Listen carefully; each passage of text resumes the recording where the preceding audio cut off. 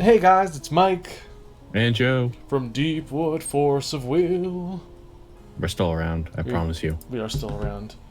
I'm coming at you guys because we've got Prologue of Attoractia coming out at the end of this week by the time this goes up, so we wanted to go through the full set, give our opinions, give some very subjective ratings, and do what we can. I like to call them random, Oh yeah, can't forget random. but let's see what we got, because there's a lot of really powerful cards in the set, and there's also a lot of unplayable cards in the set. Yep. It's almost like every other set ever produced by Force of Will. Correct. So, starting first and foremost, we got our three rulers for the set: Gil Lapis, Dark Alice, and Magna, the creator of Regalia. Joey, what do you got to say about these three? I like Lapis. I wish he was playable. Dark Alice is kind of weird, and I think just her support is going to be stolen by everyone else, and then she's going to be like, oh yeah, that ruler. Magna is definitely unique and probably gets the IU treatment of like, hey, look at my toolbox of tools that just kill you. Yep, I could definitely see that. I know with Gil Lapis, a lot of people are trying to think of him as like that big control ruler when you flip him over, but like the fact that you have to do so much to get there is kind of a big deal. But the fact that his Regalia can pay for minions, and you can use it, the will paid from them with to play them with any will of any attribute, pretty much. I don't know. He's got a pretty decent suite, and I think that stuff like Sylvia being super strong is kind of a big deal. But we'll go over her later.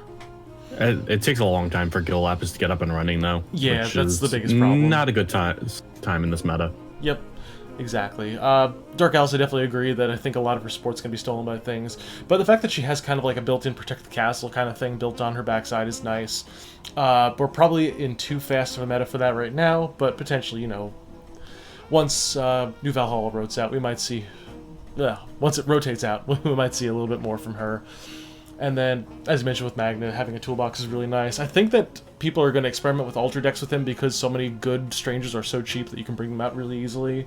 There's a really good chance that he's just going to be gross. Yeah, they're gonna do whatever they can to make that consistent. It's I just imagine him as like being IU, except the best cards in your deck aren't one-ofs. Like, I'm talking about like the things that bring out your strangers. Yep, exactly. So, I think we're pretty much set on these. Gil Lapis, I give about a 6 out of 10. I don't think he's going to be playable right now, but I think that he's got good chances for going forward. Yeah, about a 6 is for me as well. Dark Alice, I gave a 6 as well. I gave her a 7. I went a little bit higher. I see the potential for her eventually, but Yeah. like, I'm just gonna be honest with her with what she is right now. Yep. And Magna, I swapped them on my original ratings, if you saw that. I gave Magna the 8 instead of Dark Alice. I think that he's just... Right. I think he's just more so of the probably the most abusable of the three, and I think that he has the best chance of seeing play. Definitely. Yep. So Anyway. moving on to our actual cards, we start with Intimidation, which is a pseudo Amatros's Foresight for cheaper, which is pretty sick, not gonna lie, actually. That's literally what the card says. That was just Amaterasu's Foresight, but one less. But the Yeah. main thing that's different is that it doesn't affect J resonators for that turn, which can be both a good thing and a bad thing. There's got to be a cost to paying half as much will for it. Exactly. Like, the big thing with Amatros's Foresight was that it was very much a product for the times when Percy was dealing a lot of damage, IU was dealing a lot of damage. It was important to have J resonator stops, but with the fact that almost no J ruler really wants to flip other than maybe Melgus, Intimidation is pretty solid for right now. I think we'll see some play. And Machina. I'm not gonna sure, yeah, whatever. So I gave that one a 7 out of 10. I think that it's definitely got some playability there, and it'll find its way, I think, mostly into sideboards, if I'm thinking about it.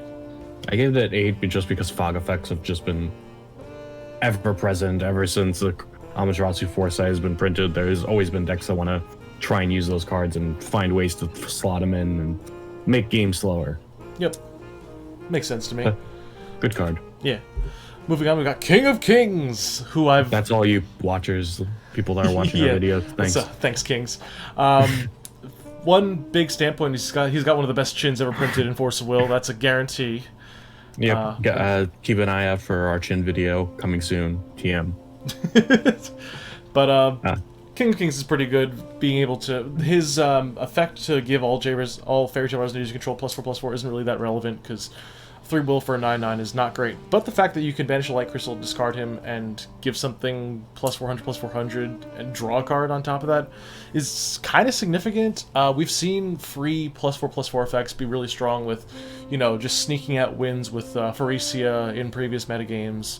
So I think that there's potential for him. The banishing of Light Crystal is kind of obnoxious because you're probably not playing Dark Alice, but... I was gonna say the opposite. I think that it is best in Dark Alice because it's already a protect the castle type of thing, and you would probably want to be buffing Dark Alice. Oh yeah. I figured, like, it's easiest to play in Dark Alice. I'm just saying if you're not playing Dark Alice and you just want to play a deck that has Light Crystal grabbing effects, he's probably not slottable, but I think that he's got his best home in, like, some kind of very much mid-rangey Dark Alice build. So yeah, probably. I think it's protect the castle all the way if you're gonna play him. I could see it. With that in mind, and the fact that it's a free buff, essentially, big quotes around free, I give him a 7 out of 10. I think that he'll most likely see more play after rotation, but right now he's decent. Yep, I gave him a 7 as well. Cool. Moving on, we got Lynette's Wish. This card is so weird. It's really weird. I don't get it. It's 1 light mage art. It's meant to be Alice's castling for strangers, which is so bizarre because we also have Alice's castling in here. But take a stranger you control from your stranger, shuffle it into your stranger deck, then choose a card from your stranger deck at random and put it into the field. So you can hit the thing that you put back, which is the weirdest part too. Yeah, that is like the biggest reason I think this card's like almost unplayable.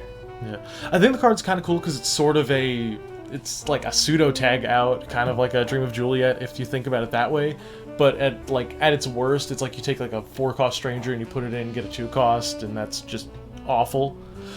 I think if we saw this card in like first set, I would have been like, oh, that's a really cool card, and maybe we'll see it have play eventually. But now that we have all of our strangers, well, if we don't somehow get strangers in the next cluster, which I doubt it, this card is at its maximum potential, and I'm already assuming it's underwhelming. Yep, I can see that. The weirdest thing is that it looks like it was made as Magna support despite him not having a stranger deck, so I don't know. It's got his art on it, I don't know.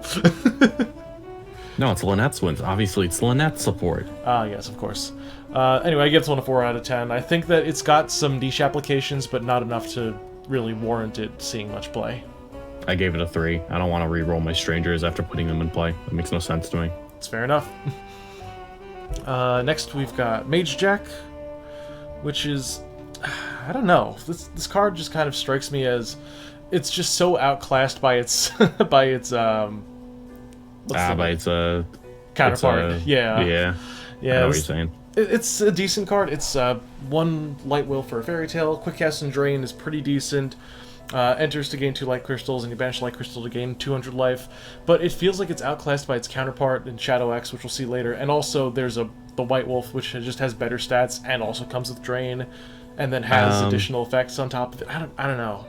The main thing that I like about this card is how it is compatible with whatever the heck that card was that would give +1/+1 counters every time you gain life. Oh yeah, it could be playable, but that's the only thing I could think of as like the best application of this being a quick cast resonator with drain. You could do some combat trick shenanigans by flashing it in, getting it to drain trigger, and then stuff like that. Yep, makes sense. Personally, though, I kind of don't see it doing anything good. I think it's literally just playable in Dark Alice's, maybe like a 2 of, but that's probably not even going to happen until after rotation. So I was a little cynical on this one. I gave it a 3 on my scale.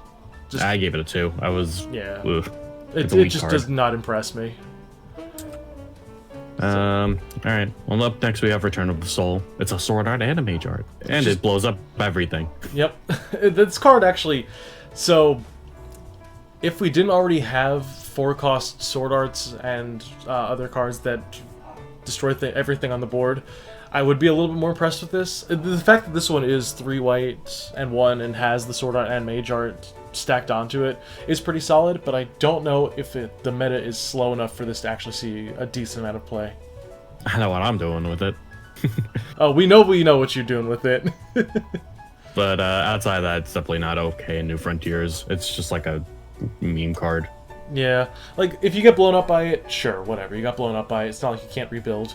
With that in mind, I give it a 5. I think it's like meme-ish, and it's probably too slow, but the fact that we have a really flexible board clear right now is kind of interesting, at least. Yeah, I give it a 4. I don't think it's playable in New Frontiers at all, and it's only going to see meme play, so Yep, makes sense. not worth considering. Right. Here's Riches, the swordsman. He's a stranger.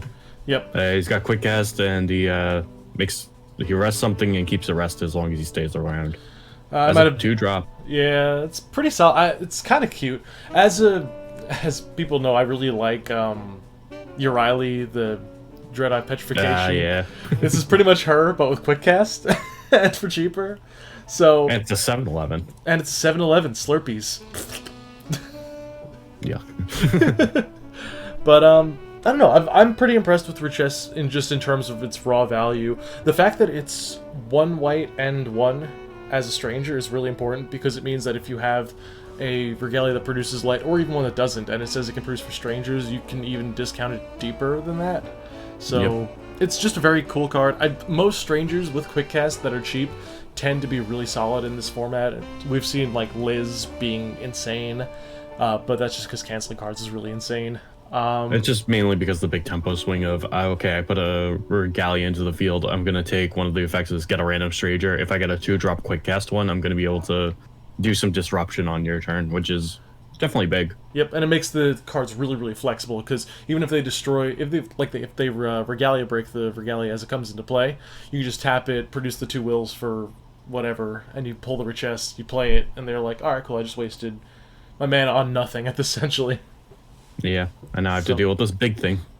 Yep. So with that in mind, I gave Riches a 7. I think that it's probably not... I don't know. I don't know if it's good enough to see play like in the Magna deck, but I know that it's going to be really good for any light deck that has a Stranger deck, and I think that being able to just randomly generate this card is very good. I'm pretty sure this is goes in the Magna deck, and it's still a good card outside of it in random white Stranger decks. I gave it an 8. Yeah. I think it's strong enough to just probably just be seen, even if it's just like a 1-up in the Stranger deck. Yeah, I could see it. We're about the same where we are. Moving on to the best card in the set. And the best art in the set. And the best art in the set. Screaming Cat Boy. Schrodinger's Cry is a mage art for 1 white. Has quick cast. It says remove target resonated from the game.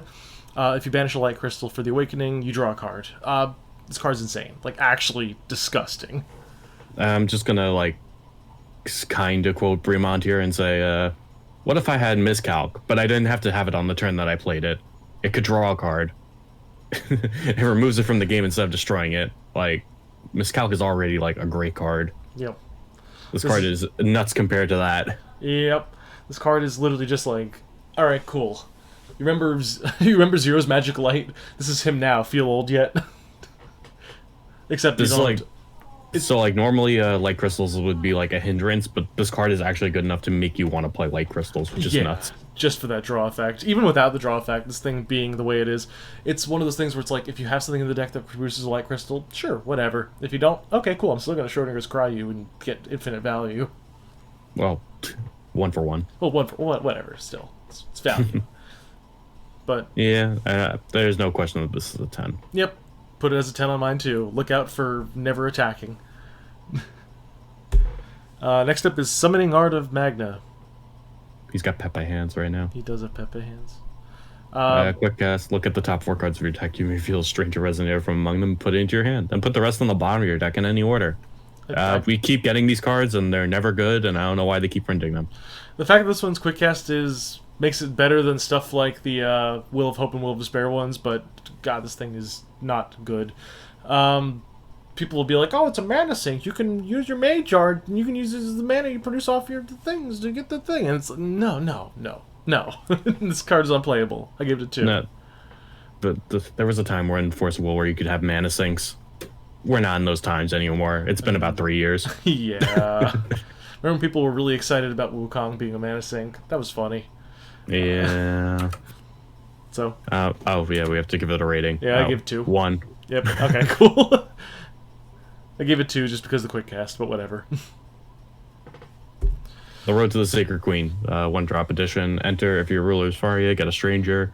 Resonators entering the field under your opponent's control enter the field rested. That's interesting. I remember one card that used to be really annoying that did that. That was Mephistopheles. Yep. Biggest difference being that I believe Mephistopheles also affected J Resonators. Yeah. Yeah, I'm pretty sure, but big deal. yeah, big whoop. This thing's just Mephistopheles for 1 white, and also gets you a stranger if you're playing Faria, which you might be. You're probably not, but maybe. But maybe. Just maybe. Exactly. Fun story about this one is that your Valentina 2.0, if you're playing Wanderer or Conqueror, can get the name Faria, but you don't have a stranger deck, so oops. Great. I'll pull nothing. Excellent. No, but this card's really good, actually. The fact that it's just... I think this is probably going to be best in sideboards for, like, a light tempo deck. Just having Resonators enter the field rested on your opponent's side, and having it be an addition, which means it's actually less easy to remove than Mephistopheles was. It's also a big push to have white control exist, because yeah, that's true. They needed like a World of Madness-esque card in order to keep the pace of the game down and long enough for them to stabilize and get going. This helps a lot. Also, the just natural synergy of this with Schrodinger's Cry is hilarious.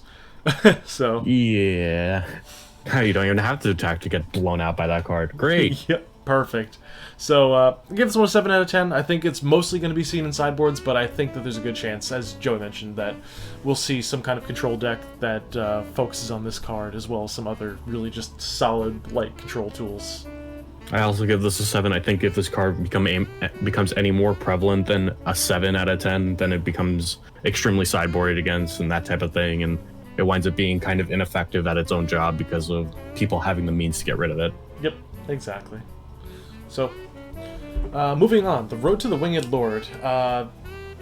This one is where if your ruler is Arla, choose 2 cards from your stranger deck at random and remove from the game, and angels you control gain Barrier Resonator. I personally think that the second line of text in this card is meaningless. It's absolutely irrelevant. But the first line is enter very effect good. is sick. Like, actually crazy. Arla's been hurting for so many ways to just dump strangers from the removed area, and this thing just does it for 1 will. Like, that's really good. It's really funny that that's exactly what they needed, even though the card's kind of backwards in what it does. Yep, exactly. So, but, there's not really much else to say about it. I gave it about a 6. But I went with really an respect yeah, Arla. Yeah, I went with an 8 just because I think that Arla decks were on the fringe of being competitively viable. I know that there were a lot of them at Collinsville that just kind of missed out on the top cuts, but I think with this card and with the current suite that Arla has, especially going into rotation, this card might end up seeing a little bit more play. I respect that. I just know that out of all the tools that Arla got this set, this is not like the game breaker. Yep, I can agree with that. Oh, up next we got 3 of a kind. Wow. It's a quick cast, gain a light crystal, draw a card. If this card is awakened, draw 3 cards. And the awakening is reveal 3 cards from your hand that's your name, or banish 3 light crystals. This card is not good. I think it's best used in decks that can't actually make light crystals well. Yeah, I could see that, but also, it feels like it's a waste of a slot most of the time. Like, the fact that it's 1 light to gain a light crystal and draw a card is like, it's a good mana sink, but if we've learned anything from the talks that we've had, mana sinks aren't too great. Although, if you do have easy ways to awaken this thing to draw 3 at quick cast speed for 1, it's a lot of value. And I'm just saying, this card is broken in Wukong. That's okay. Thank you, Leon. You're welcome. I gave this thing a 4 out of 10. I gave it a 5. I just think it's funny. I just want to see people just open up like, I have 3 of this card. Take that. And I'm like, wow, you really lost this game, did you?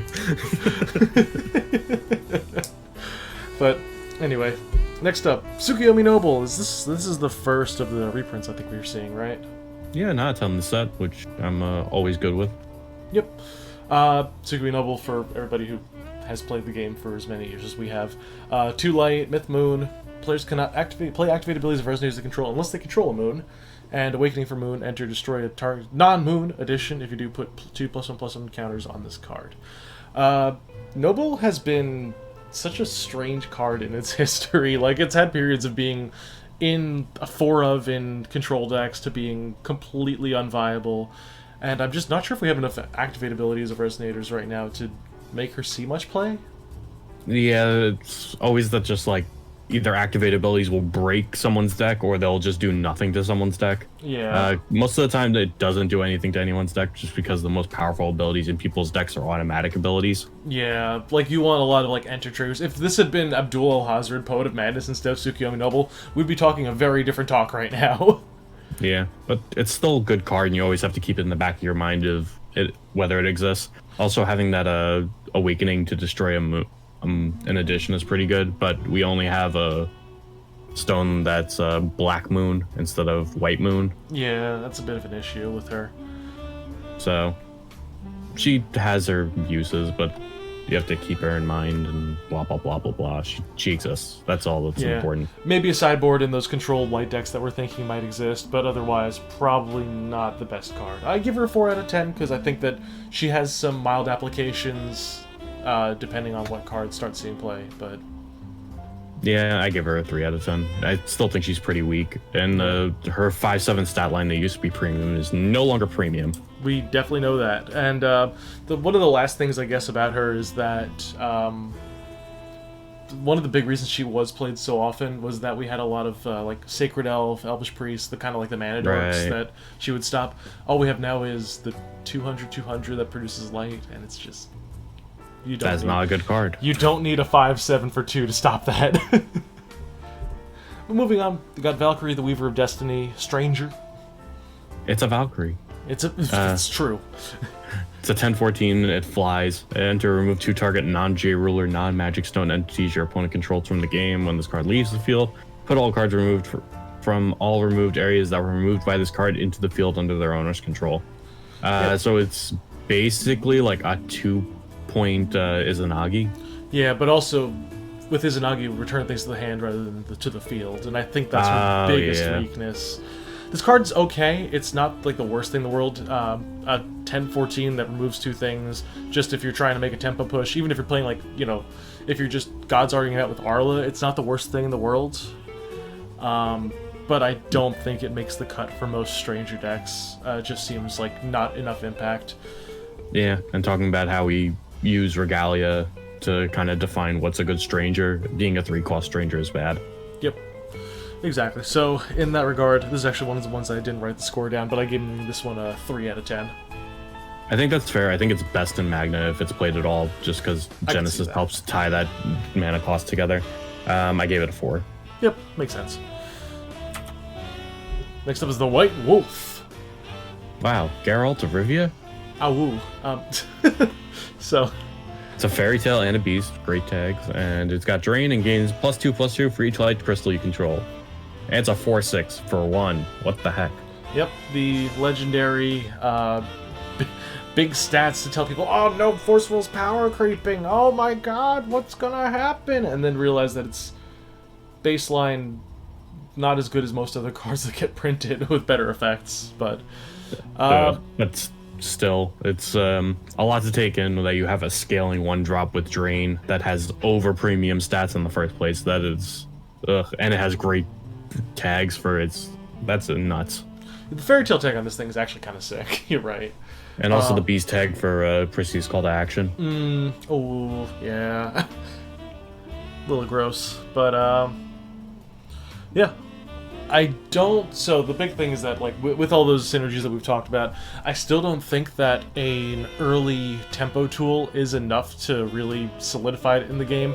I think if aggro gets pretty good, I think that White Wolf starts to see play just because it's a full stopgap to literally every red card. Yeah.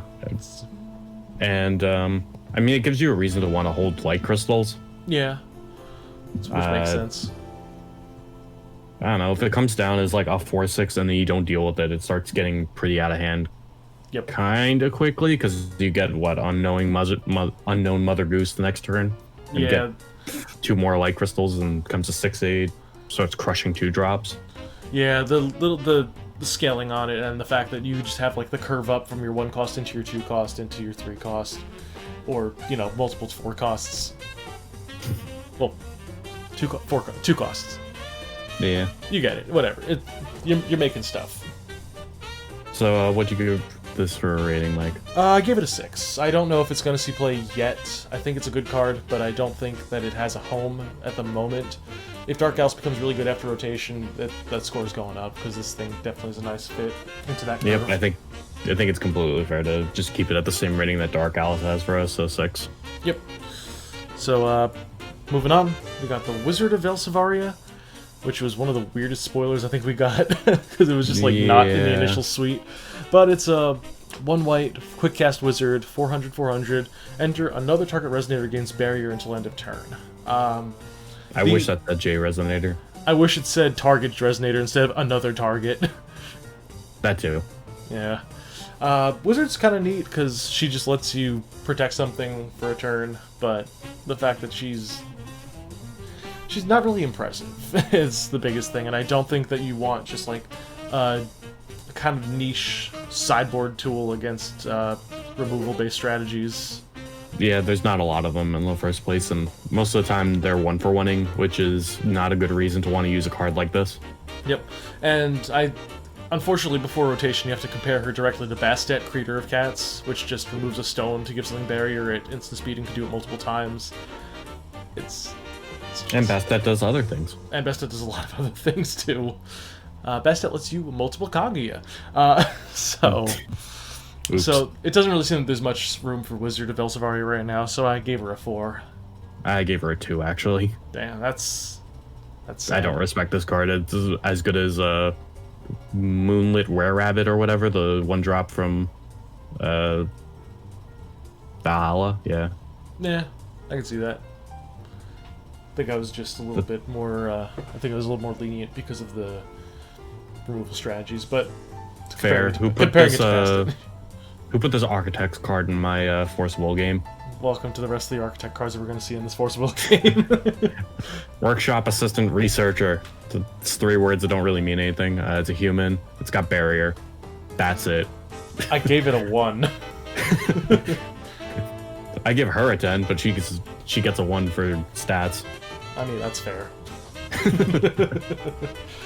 Welcome. What we research here? That's classified. Why would you classify things? You're a 9/9. You have nothing to hide. She got barrier. That's why. That's true. So yeah, unplayable. Next. Yggdrasil's Grace. Oh, this card's so cool. It's 1-drop quick cast. Remove target resonator from the game at the next end of turn. Put it into the field under its owner's control. I know what I'm doing with this. Oh, babe, this looks like some mono-white Conqueror shenanigans going on. Yes. I'm so excited to play with this garbage. Yep. Something big about this card, actually. I didn't actually initially realize it was at the next end of turn, and I thought it was this direct reprint of Dream of Juliet's effect on a thing like this. So I'm really thankful it's not, because if that was the case, you could just be playing this in Kaguya decks, and then just your opponent plays something, you Yggdrasil's Grace, flash it, and cancel the thing. So thankfully it's not that. That would have been a 10. That would have been a 14. Yeah. But the card's really good. It's an interesting card for sure, and it's got really strange applications, because we've already talked about how good enter effects are right now. There's a lot of value-oriented enter effects in the game, so having a way to just kind of double up on them for 1 will is really nice. Yeah, there's a couple cards in this set that I actually want to be using this card with in New Frontiers, but it's, again, controlling strategies. Yep, exactly. So, personally, I don't know if this card has a home yet, so I'm giving it a 6 out of 10, but I think that there's... I don't know, it's got a lot of hidden potential, and I think that there's something to do with it that we won't see right away. Yeah, I respect the potential of this, so I gave it a 7. Yep. It reminds me of Light of Transmigration most directly, but that card would cast twice as much and had Remnant. But Yep. And that card wasn't and good. Did not have quick cast, which is another big thing. Yeah, that was a big part of why it was bad. Mm-hmm.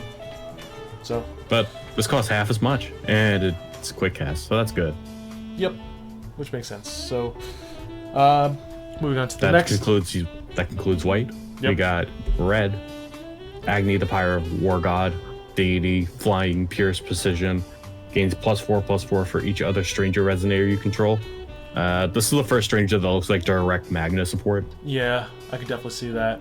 I'm personally, It's got great stats, obviously, for the cost. It's got a bunch. It's a keyword soup. It gets more powerful, but I don't find myself very impressed by it, despite it being a one-cost stranger, which are always something you need to look for because of Regalia. Yep. I don't know. It's not something that strikes me as like really insanely good. I think it makes its home as a one-of in Arla decks, just because having it on the swing turn is kind of cute. But and also if they want to play the bird that gets all the keywords for removed ones, this is a pretty good one to get, because I think this is one of the only ways to get Pierce.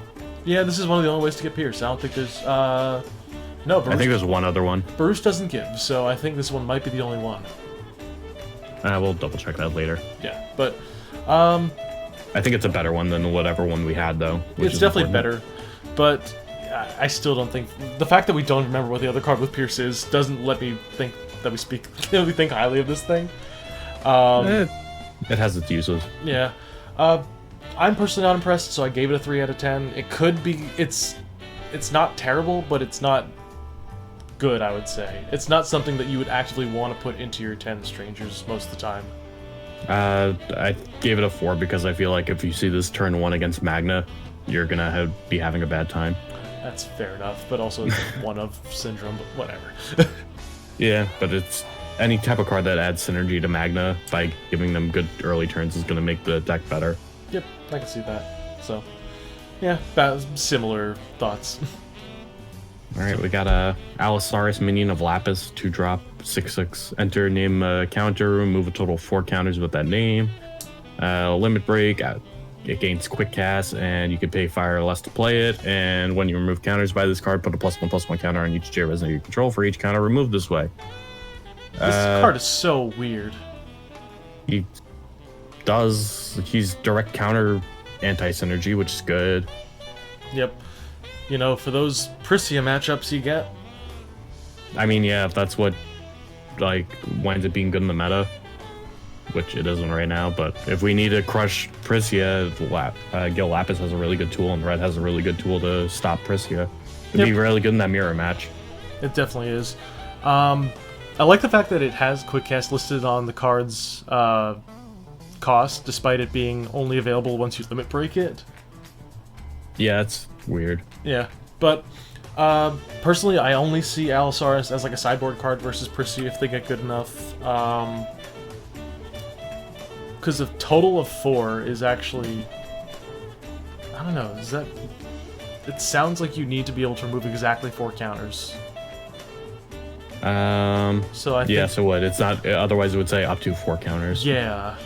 It's very strange. I don't totally understand it, because if that's the case, if your opponent's Maribel gets a soul counter on it, you can't remove it because there's only 1 counter on it. Unless they put 4 of them on there. That would be impressive. No.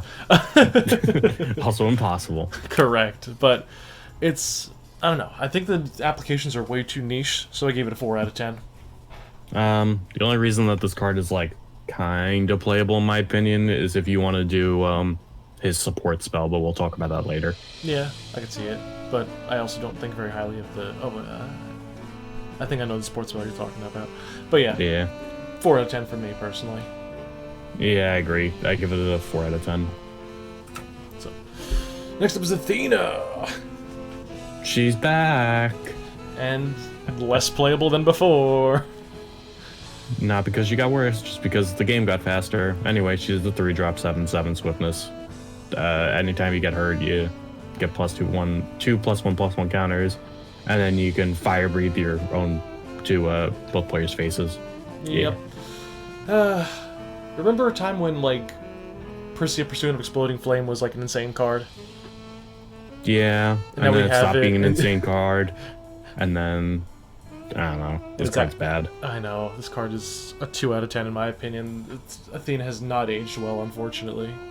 If there was, like, I would need, like, a 1-drop that says, deal damage to your own face every time you play something and then gain something in order for this card to be good. Yeah, she needs way more support than she has right now, and I just don't see it. Yeah, so I give it a 2. Yep, same here. Nice. Blaze Tornado! It's bad. It's But bad. anyway, it's a 3-drop Mage Art, heal 1400 as you choose to any any number of target J resonators. No one went out of their way to play Anubis, Yep. which is basically the same exact card. This card's not good. Yeah. Gave it a 3 out of 10. It's like, whatever. If Swarm decks become good, maybe. But If it went face, we can talk about oh, something. But yes. no. Okay. Yeah. So yeah, 3. 3. Next, Hino Kagetsuchi no Mikoto, the Flaming God of Fate. Stranger. Stranger. This is the big. This is one of the biggest big boys, and one of the things that you want to hit off of your like cheaty Stranger things. Yeah, anything that puts a stranger into play is going to be like, I want to play this card because it's a 2000 for 4 that deals 1,000 to your opponent, each J resonator they control. Melgus Yep. Melgus definitely wants this. Arla definitely wants this, and I think that like weird versions of Reflector Frame that use Scheherazad's Heroic Epic absolutely want this. It just doesn't feel like there's many areas where this thing's not going to be good. I mean, whenever I can board wipe my opponent and put a 2k into play, I'm having a good time. Yep. So, I rated it a little bit low just because I think there's only 3 decks that really take advantage of it, and also all 3 of them are getting it by RNG. So, I think the applications are somewhat limited. I don't think you play this in Magna because it costs 5, and if you're playing 5-cost cards, you're basically losing the game. Yeah. So, I give it a 5 out of 10. I think it's definitely the best of the big things out of this set, and I think that this, along with like the big Loki and the big Golem, all of them are kind of cute stuff that you can just yank out for free and have fun with. I give it a 6. I think it's the best one of those, and I think that's good enough to give it the slightly higher rating. Yep, I can see it. Cool. Next up, Magical Arrow, the biggest trap of the set. Why does this card exist? It's 1 red, deal 100 damage to target player J resonator, and then get it back when you cast it. Yep. Hey, remember when we were talking about Manacings? And how bad they are? Yeah. Yeah. This thing's not good. But very excited. don't worry, we have cards like Lethal Arrow and Demon Flame available, right? To make this card okay? Just Demon Right? Flame. Right? What do you mean there's only one of them? Damn. So yeah, this card is not good. If this card gets canceled, it doesn't even go back to your hand. So, but also if your opponent's canceling your 1-drop 100 damage thing, you just take the win at that point. I'm applauding my opponent for canceling it. Yep, same here. The one fun thing that you can do with this card, which is why I gave it a 2 instead of a 1, is that if you're playing Fushi, which is already, Oh yeah, let's go. Shooting yourself in the foot, get Kenshi Tensan, get his red, what is it, the Dragon Crest Red Fire. Dragon Emblem. Yeah. Yep. And then this becomes ping for 500 damage instead of 100. Ooh. And then you stack those Genshi Tensans, and you just start dealing 1,300 to your opponent for 1 will. All you need to do is stick 4 3-mana 8/8s on board. Okay. I don't know. This seems pretty playable, man. I give this card 2. Yep. 2. Ouroboros, the Snake of Reincarnation. Ooh. Oh my god, this thing was unplayable back in the day, too. Hey, Mike, how many times have you lost to this card? It's 0. Yes. How And many this times? card's been out for a really long time. Yes. How many times have I had this actually summoned against me? Maybe 1 or 2, probably, in the early days.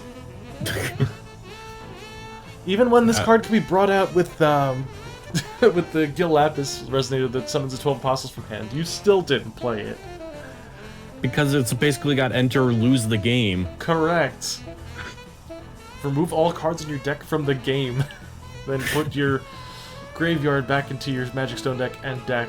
And when this card's put into a graveyard from the field, put them on the bottom of your deck. This is a 1 out of 10. I could have given this a 0 if we were doing 0 to 10. But it's 1 to 10, so it's a 1. Yep. Even if you try to get this off with Lenneth, it's... No. Sneaky Snake is not sneaky enough. Sneaky Sorry. Snake, not sneaky enough. Next. Alright, Phoenix, the Flame of the World. It's a 4-drop. Flying deals 300 to your opponent's resonators. Wow. Incredible. When this card is put into the graveyard from the field, you can pay fire. If you do, put it back into the field. This thing was slow back in the day and continues to be slow. 300 damage on a 4-drop, 9/9 flyer. How do you even get this thing in play in the first place? You pay 4 will and then it gets canceled and you can't even bring it back. Don't even care if it gets canceled. You just pay 4 will for this? For this? Yeah. We have 2 drops with better stats. I mean, New Lenneth can bring it out from the sideboard, but I think that's like the worst possible application for it, probably. Other than Ouroboros. Yeah, definitely. This is a 1. Yep, also a 1. Thank you. Reflects rushing in. A mage art. If you have passion, remove the top 2 cards of your deck from the game. You may play them until the end of your opponent's turn. Invert your ruler. This card strikes me as something that a Magic player would be like, oh, they gave Red the draw identity they had in Magic, where they don't draw cards, but instead they remove them from the game, and then you can play them. And then you look at Red's support suite, and you see Guinevere and Percival and what was it, Regalia Break and the Angel. You banishes your whole hand and lets you redraw. It's just, why? First of all, why would you put this? Stick this to passion. It forces you to invert your ruler. It doesn't have quick cast. It's just everything is wrong with this card. I love how this card does literally nothing if your ruler is not reflect refrain. Correct. I'm sorry, if your rulers reflect. Right. If your ruler is refrain, it still does nothing too. Yep. This card is actively unplayable. I gave it a 1. Yeah, 1. Swordmaster of Exploding Flame. This 1 thing red. Is so cool, honestly. 1 drop, 3k. Gains -X where X is your life. Y'all remember Death's Shadow from Magic the Gathering? We got it, baby. Well, it starts out as a -10 on turn 1, which is great. Perfect, strongest card. But if you somehow get low, it's great. Yep. A couple of neat little interactions too is that this is a continuous effect that can be cancelled. So I've got the idea of turn 1 Swordmaster after you somehow deal damage to yourself. Isn't it continuous? Yeah. What'd I say? That you can cancel it? How do you cancel it? Not cancel it. Just wipe it with like Rena, the girl with nothing. Pay 0. Yes. Target thing loses all abilities. Yeah, that's fun. Also, True Magic Ribbon, which came out in the set too. Also fun. Yep. So there's a lot of fun little applications, but also I think there's a lot of good ways to actively control your life loss. We've still got Fallen Angel and Fiery Vengeance, which is just a nutty card, honestly. True. That's a good way to self-damage. We also have Secret Battle. Yep. Secret Duel in the Moonlight. Secret Duel in the Moonlight's good. We have the Lucifer Resonator from DBV, which can pay 1,000 life, discard a card, and either summon him from the grave, or you can pay the 1,000 to give him +10/+10. It just feels like there's a lot of potential for it, and I think that that's a good thing. Well, when I first saw this card, I thought it was going to be a Stranger, and I was very surprised when it wasn't, which is a very good sign for a card in your main deck. Yeah, but I don't think it fits into an exact deck right now, but I think if there's any card that's going to make people want to try experimenting and finding some way to abuse it, this thing is definitely one of the top ones with my picks. So I gave it a 6 out of 10.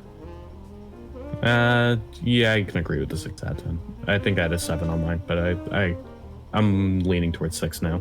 Yeah, it's a very fun card, and I think that it's got a really high skill ceiling for deck builders, but the skill floor is...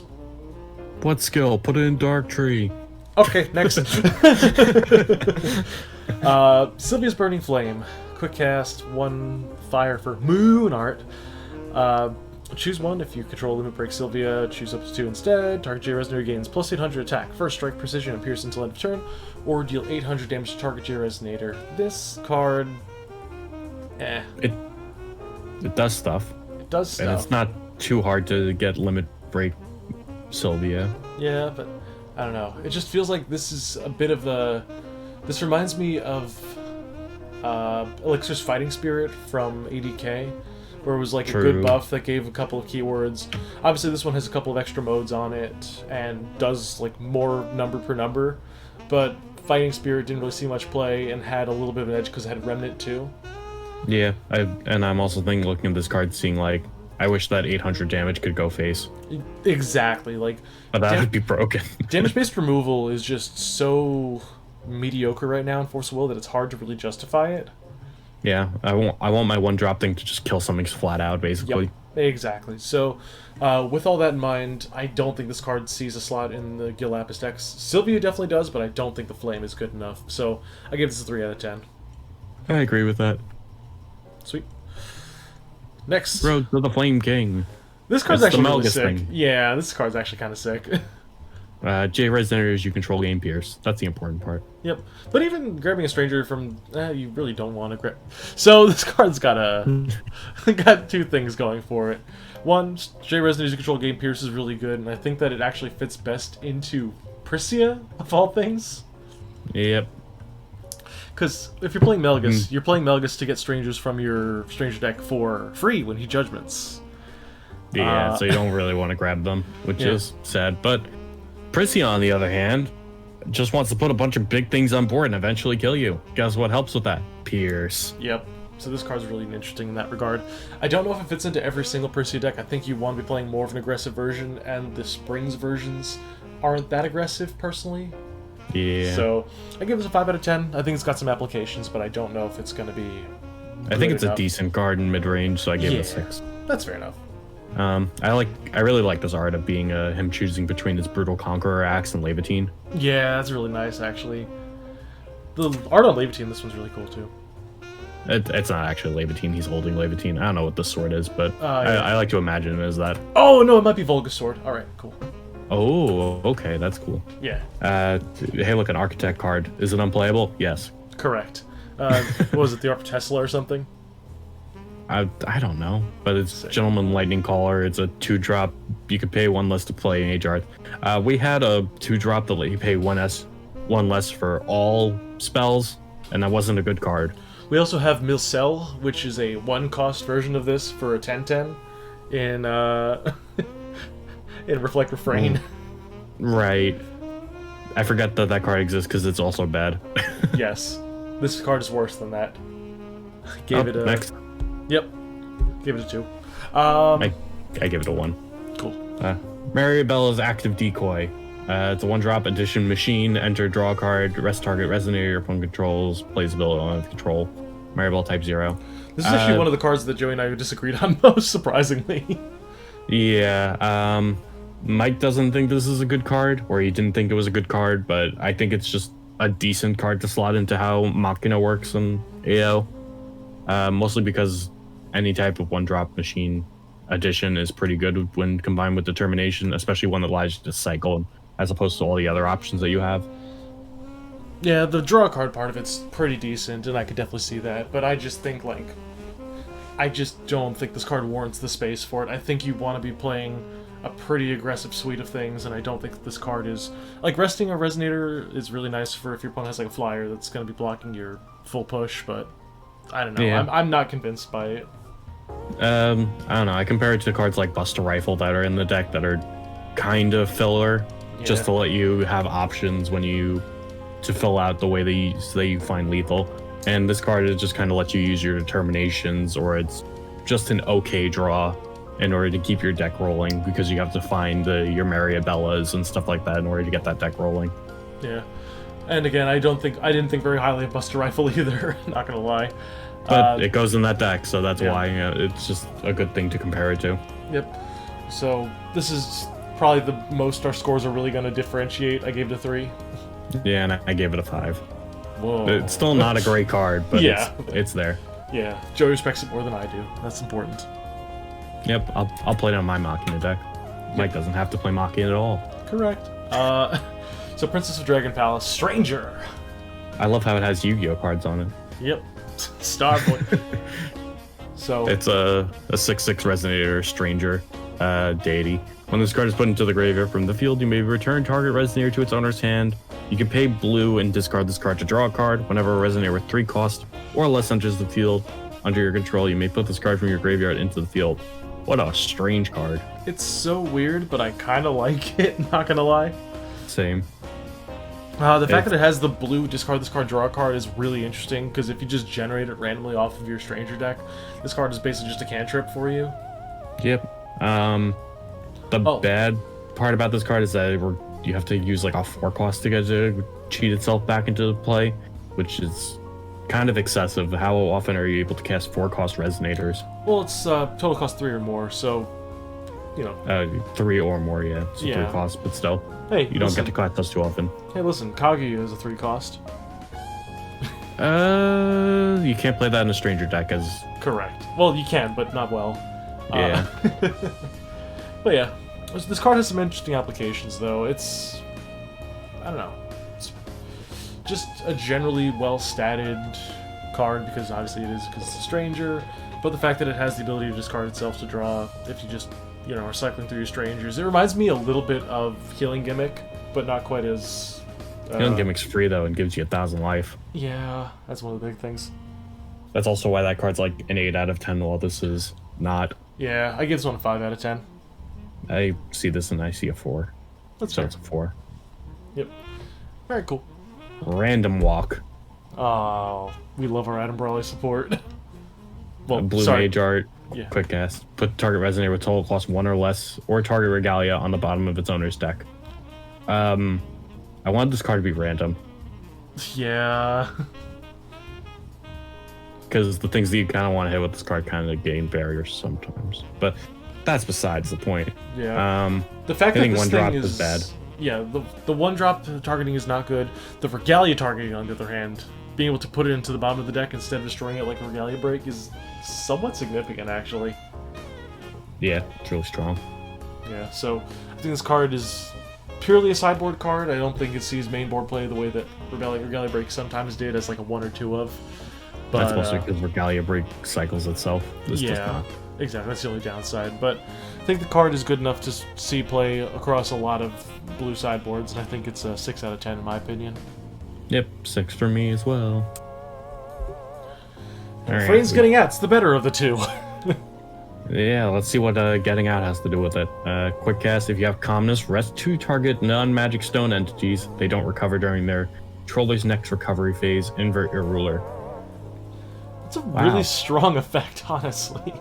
For a 1-drop, that's a lot of words. Yeah. So, the the resting biggest 2 thing things is pretty good in the first place. Yeah, the big thing is that this says non-magic stone entities.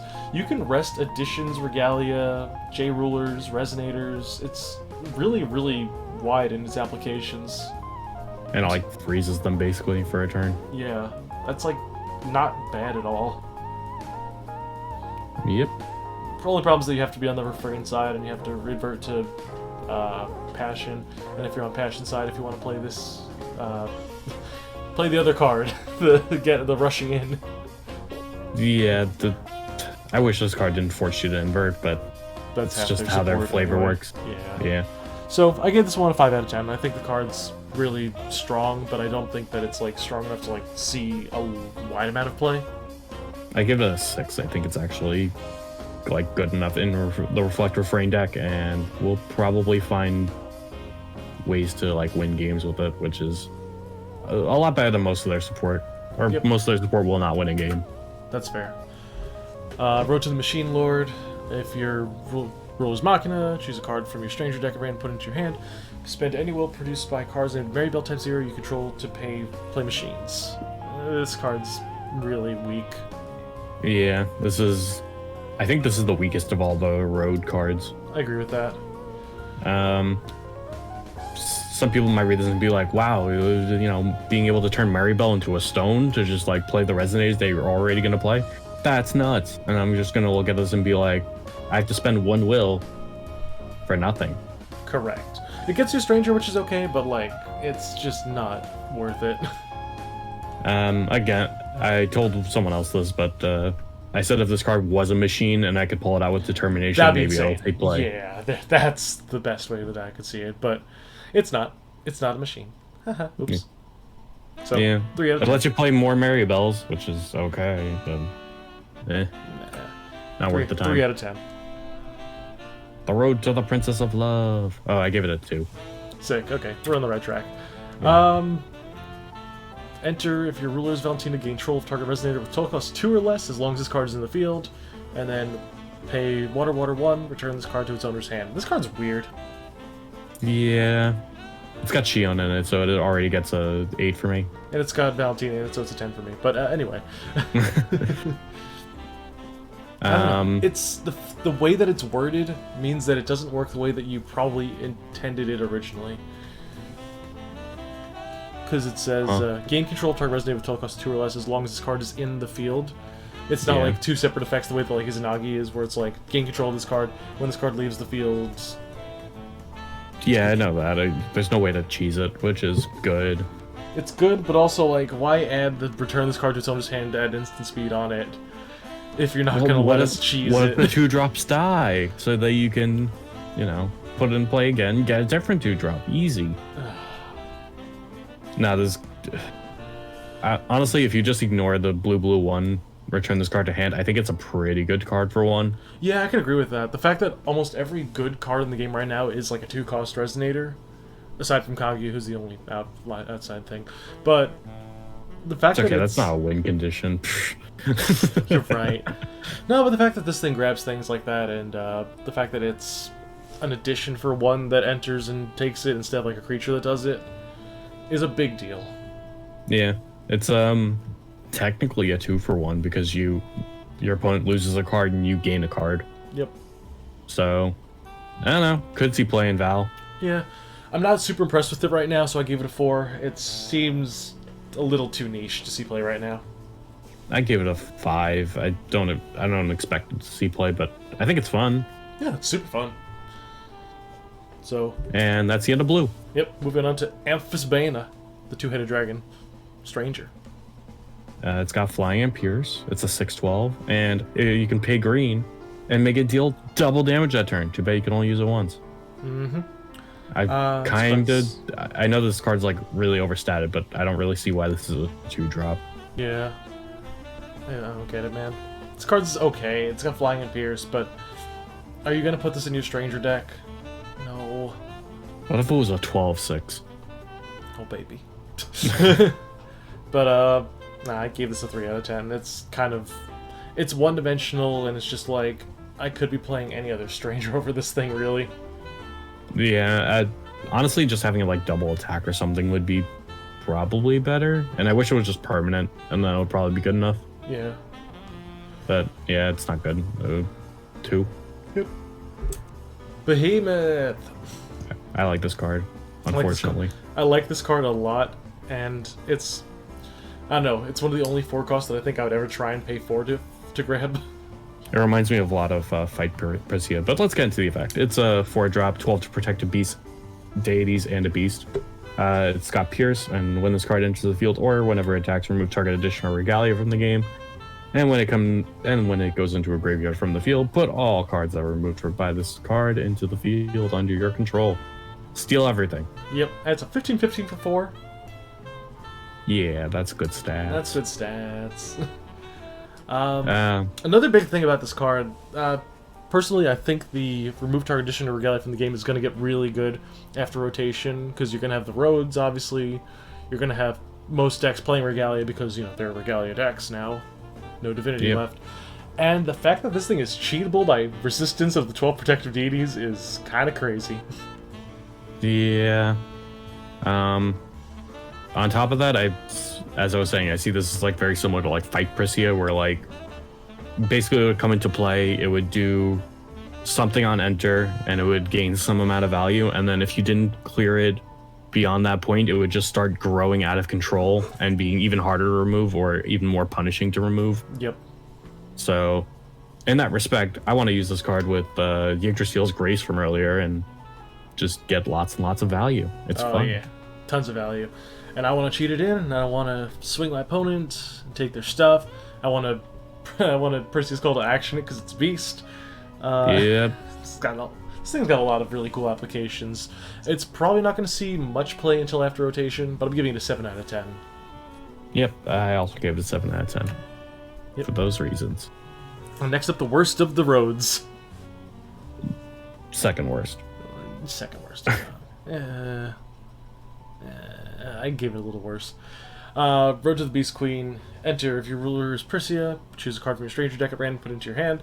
You pay 0 to play God's Art abilities as long as there are 10 or more friendship counters on your J ruler. Just to confirm, if you have 10 or more counters on your J ruler, are you winning the game as Prisia? Yes. Ah, thank you. Will I have enough will to pay for my God's Art? Yes. Will you be Wow. playing your God's Art? No. Will I be flipping Persia? No.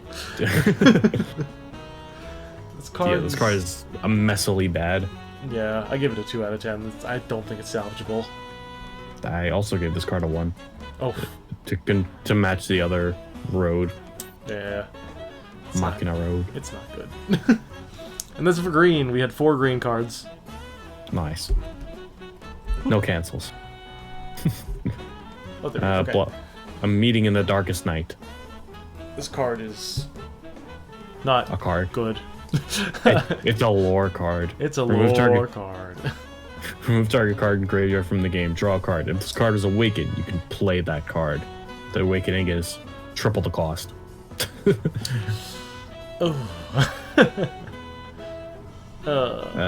card's not good.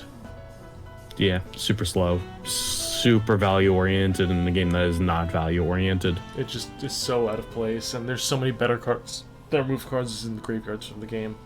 Like, you'd rather be playing Morning Angel to do triple that and also get a body instead of drawing a card.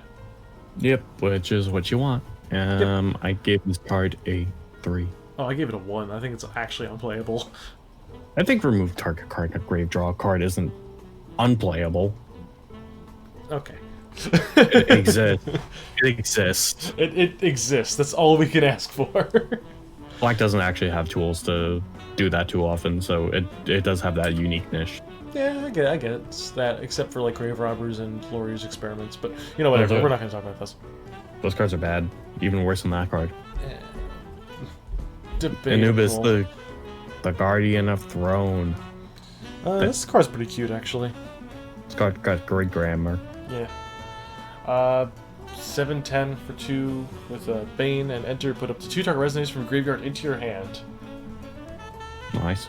It's just Grave Curl with Bane, good stats. It's a 2-cost stranger, so you can just play it with Regalia. I like this card. Yeah. We have to play it on the turn that you get it. Yeah. Most of the time. Yep. Give it a 5 out of 10. Yeah, that's fine with me.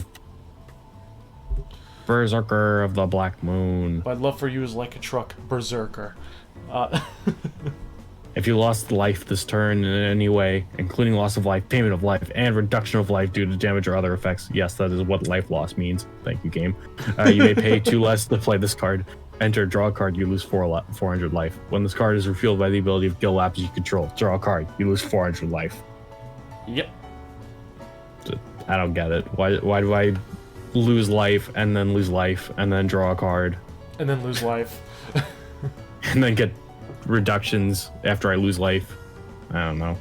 Yeah, the fact that this thing makes itself cost less if you've taken damage. Meanwhile, it's a 4 cost on, like, as a whole, which means that you can't even get it for its cheaper cost with the summoning art. Well, not summoning art, the summon a minion from deck effect. Yeah. Yeah, this thing is just not good. Unfortunate.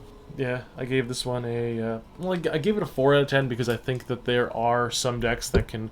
Like with Fallen Angel, Fiery Vengeance, you can use it on your turn 2 after you've sacrificed it. I gave it a 2. -4. Yeah. I don't think it's good, but I see at least some... I saw a small glimmer of hope, so it's got a 4 from me. Nope. I'll keep it at a 2. This card's really bizarre over here. Haha, I get it. This card is a 1 out of 10. Yeah. I don't know when they invented blue jeans in the Forcible universe, but there they are. Yep. And destroyed crop tops. Oh, and Yes. thongs in the Forcible universe. That's now canon. Oh yeah. Nice. Perfect. Very good. I don't know why they printed this when Shadow X is printed in the same set. I don't know why they printed this in general. Yep. 1 out of 10. Next. Black Moonlight. Quick cast, target resonator gains +8/+8 until end of turn. If you control limit break, name of thing, gain eternal and barrier until end of turn. Okay. This card, I think, is what people wanted Sylvia's Flame to be. This card's like actually kind of crazy. It does a lot. It does a lot. Although it's a moon art, and you need to have limit break of the thing, so you need to be playing Gil Lapis in order for this to even be good. So I don't have super high hopes for it. I gave it a 3 just because I put it in a similar category as Sylvia's Flame, but it's clearly better. But I think the deck that runs it is not good enough to see play. If this card was printed in Necrolance format, it would be like a 10 out of 10 card. Oh, baby, yes. But yeah, I agree. It's like a 4. Yeah. Moving on. Black Moon Ray? It's a Black Moonbeam. Oh wait, Moon Ray. Close enough. Quick cast Moon Art for 1 black. Destroy target J-Ruler or Stranger.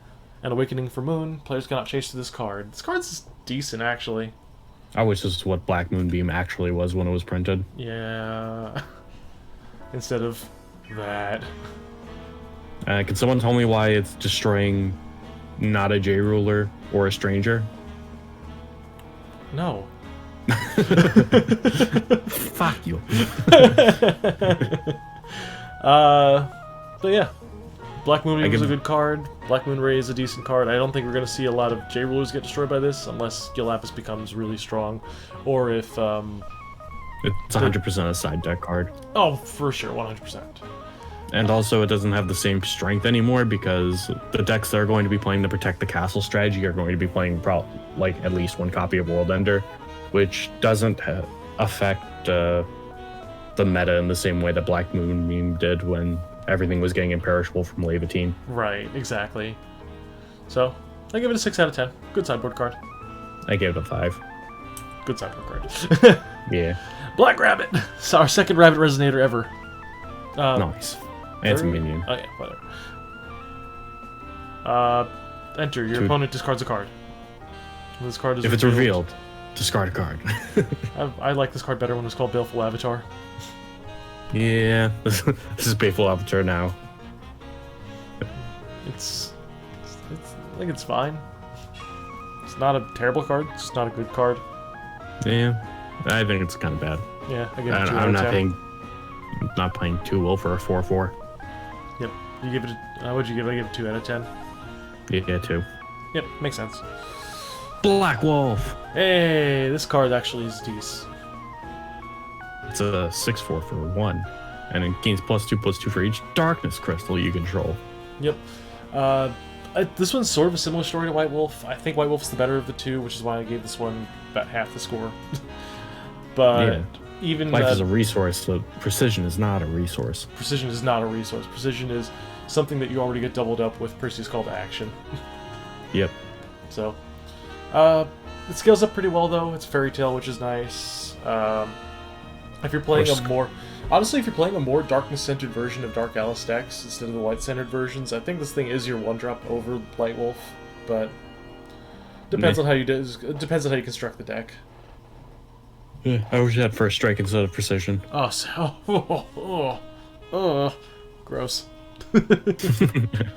So I give it a 5. Interesting. Okay, What'd you give it? a 3. Wow, I thought you was trying to make it better. No, I said it was like half the score of White Wolf.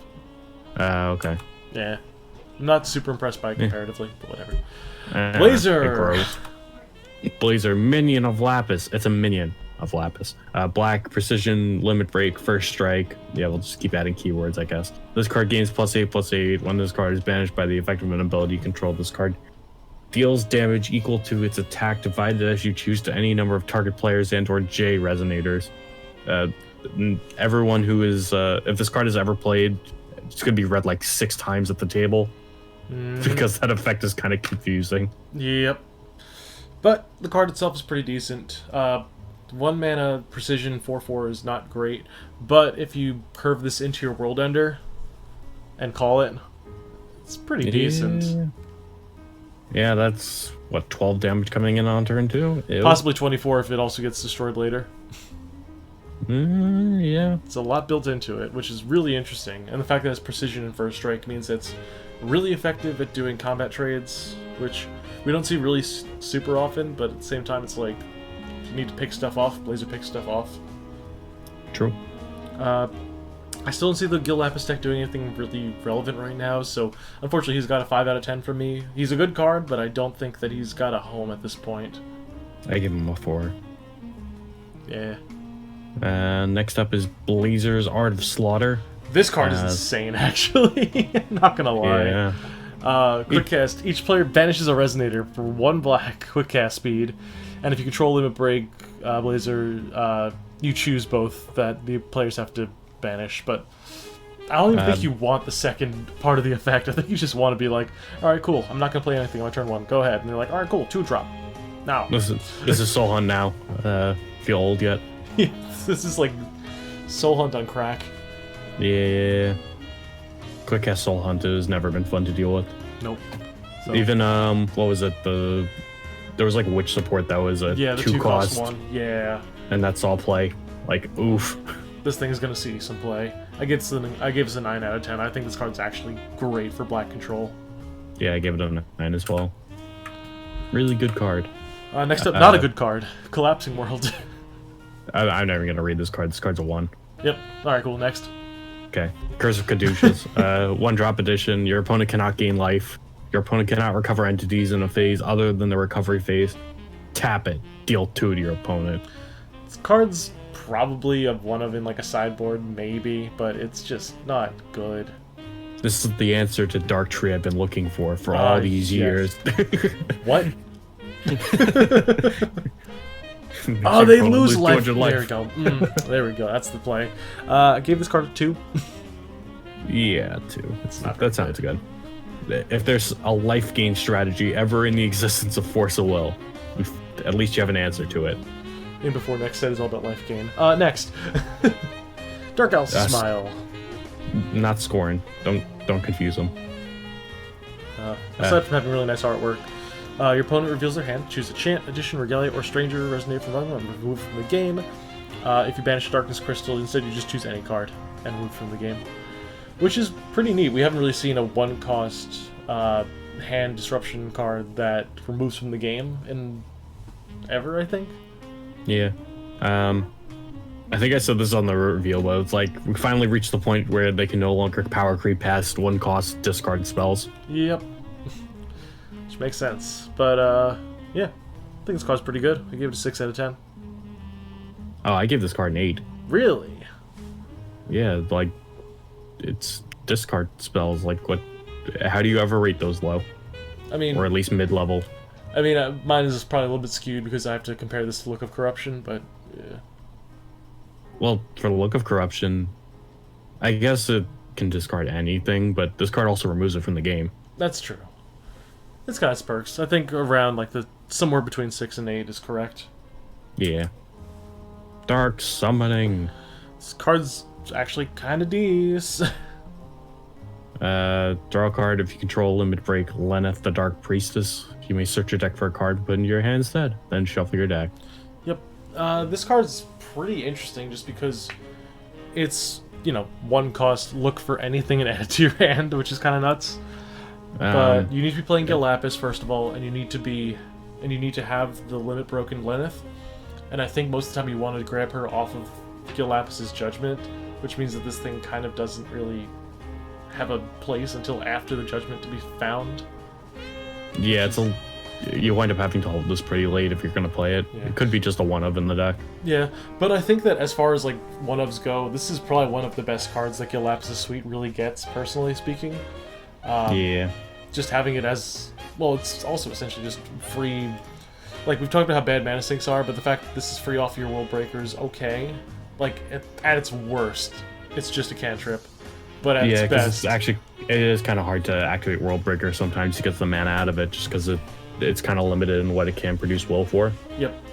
And I think that because Gil Lapis does want to go late into the game, and once you have the Lenneth on board and Gil Lapis, you kind of want to just keep firing things off, and having Dark Summoning to tutor up literally everything in the late game when you have the will for it, it just kind of fits the curve that he wants to go for. Yeah.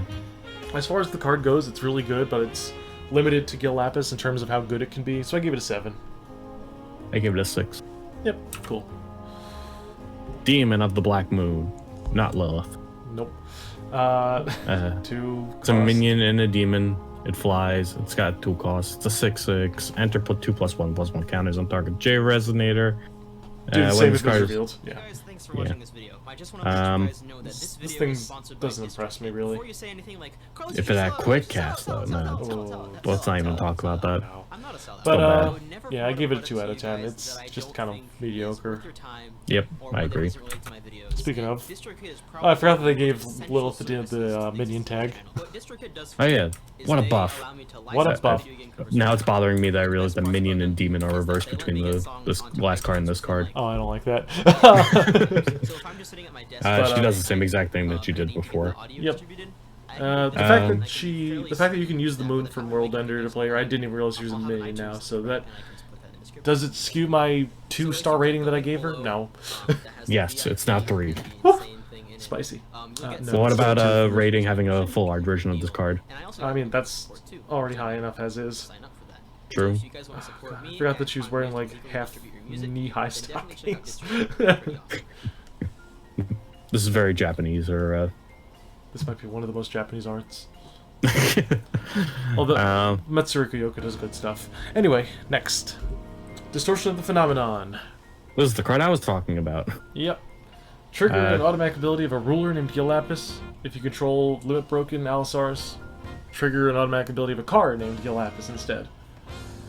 Yeah. I mean, you don't really care if you have Limit Break Allosaurus, but it helps. It helps. I don't think this card ever sees play, actually. So if you use it on both sides, you wind up getting another limit break, which is kind of was how I was thinking that Gil Lapis would play. You would use Gil Lapis. Your first limit break trigger would be to call Allosaurus, and then you get to activate this to get more triggers off. Yeah. And then you just start limit breaking everything. But it is kind of slow. But Yeah. it's a way to play the deck. It is a way to play the deck, but I already think fairly lowly of Gilapis as with regard to him and the other rulers in the set, and I think that this card is just like, it's just sort of a one-mana do-nothing for the most part, which I think is the thing that really irks me most about it. I just don't think any Gilapis deck wants to take, like 2 or 3 slots out of their deck for this card. I think that's assuming that you don't have anything on board, because if things are on board, then the card is not do nothing. I mean, yeah, sure, but I don't know. I give it a 1 out of 10. I don't think this card ever sees play. It's just very underwhelming to me. I gave it a 3. Alright, cool. We're around the same base. It's not great, but it exists. It does exist. End of Z Worlds. Fire Z Missiles. Choose one. If you control Limit Break Gil Lapis, choose 4 instead. Your opponent banishes 2 resonators, draw 2 cards. Your opponent discards 2 cards, put 2 resonators from your graveyard into the field. Black and Moon is decent. Yeah, this card's like, I don't know. I feel like if there's any card that's going to solidify Gilapis as like the best control deck, this is the card that'll do it. I mean, most of the time you're planning on doing what, like draw 2 or banish 2, discard 2 is pretty good. Yeah, it's if you're just trying to basically shred just your like, opponent. it's essentially a 4 for 1 for 4, but then also you factor in the fact that it's a Moon Art, so you can pay for it with World Ender. I don't know. This card's really good to me personally. It's most likely just going to see play in Lapis, but with the Black and Moonstone, you can put it into other control decks, but that's kind of a pipe dream. So I put it around the same rating as Lapis. I think this card is better than Gilapis himself, so I give it a 7 out of 10. Yeah, I think that's fair. Oh hey, it says Anomaly of the Sealed Terror again. I remember, and it's the... They could have printed the version of this that was misprinted, and it would have actually been cool. I don't remember the misprint off the top of my head. I'll look it up later. Oh, it was, instead of remove this card in your graveyard from the game, it was remove a card in your graveyard from the game. Your opponent discards a card. Okay, I remember that. I'm pretty sure this would still be unplayable. True. But as it stands right now, even with this, it is 100% unplayable. I remember when this card was kind of hyped. Yeah, me too. Infinite value. Nope. Nope. So, 1 star. Once. 1 out of 10. Yep. Jeanne d'Arc, Heroine of Shadow. Enter, look at the top 5 cards of your deck. You may reveal a Light/Darkness card from among them, put into your hand. Banish this card, gain a light crystal, add a darkness crystal. This card is just a bad Percival. Yeah, when I first read this, I thought it's a light or darkness card, Yeah, but which would have made it really good. But and it then is in fact a dual attribute card. Yep, it is unplayable. Yep, I gave it a I don't know 3 out what- of 10 because you can banish it to gain the light and darkness crystal, but I think that's the only application it finds. Yeah, I give it a 2. I don't Same. remember Jean d'Arc having heterodichromia either, but blue-red eyes, whatever. Yeah, whatevs. Next. Hey, Darkstorm. Oh, if only this said Mage Art instead of Moonheart. No, we're not supporting Valentina, Mike. I want Val support. No. So it's good That's in good. Lapis because you use it with World Ender and you know, shred their hand on the same turn you play World Ender, which you're probably gonna do anyway if you didn't have the option. Yeah. It's like, well, I could play my World Ender or I could play this Darkstorm. Both of them are really good on turn 2. Why not just do both? Yep. I don't know, man. Darkstorm's always been a good card, but always been like heavy control and just like, eh. Yeah. I give it a 5 So out of 10. exciting. I know. 5? What? Yeah. Darkstorm, man. I don't know. See, it This does ruined your day. feel like it's not going to be as good as it was when it was first printed. I got it was 7. Okay, fair enough. Why not? Big Bomb Striking a energy. pose. Lenneth is Black Moon, Minion, Drainbane.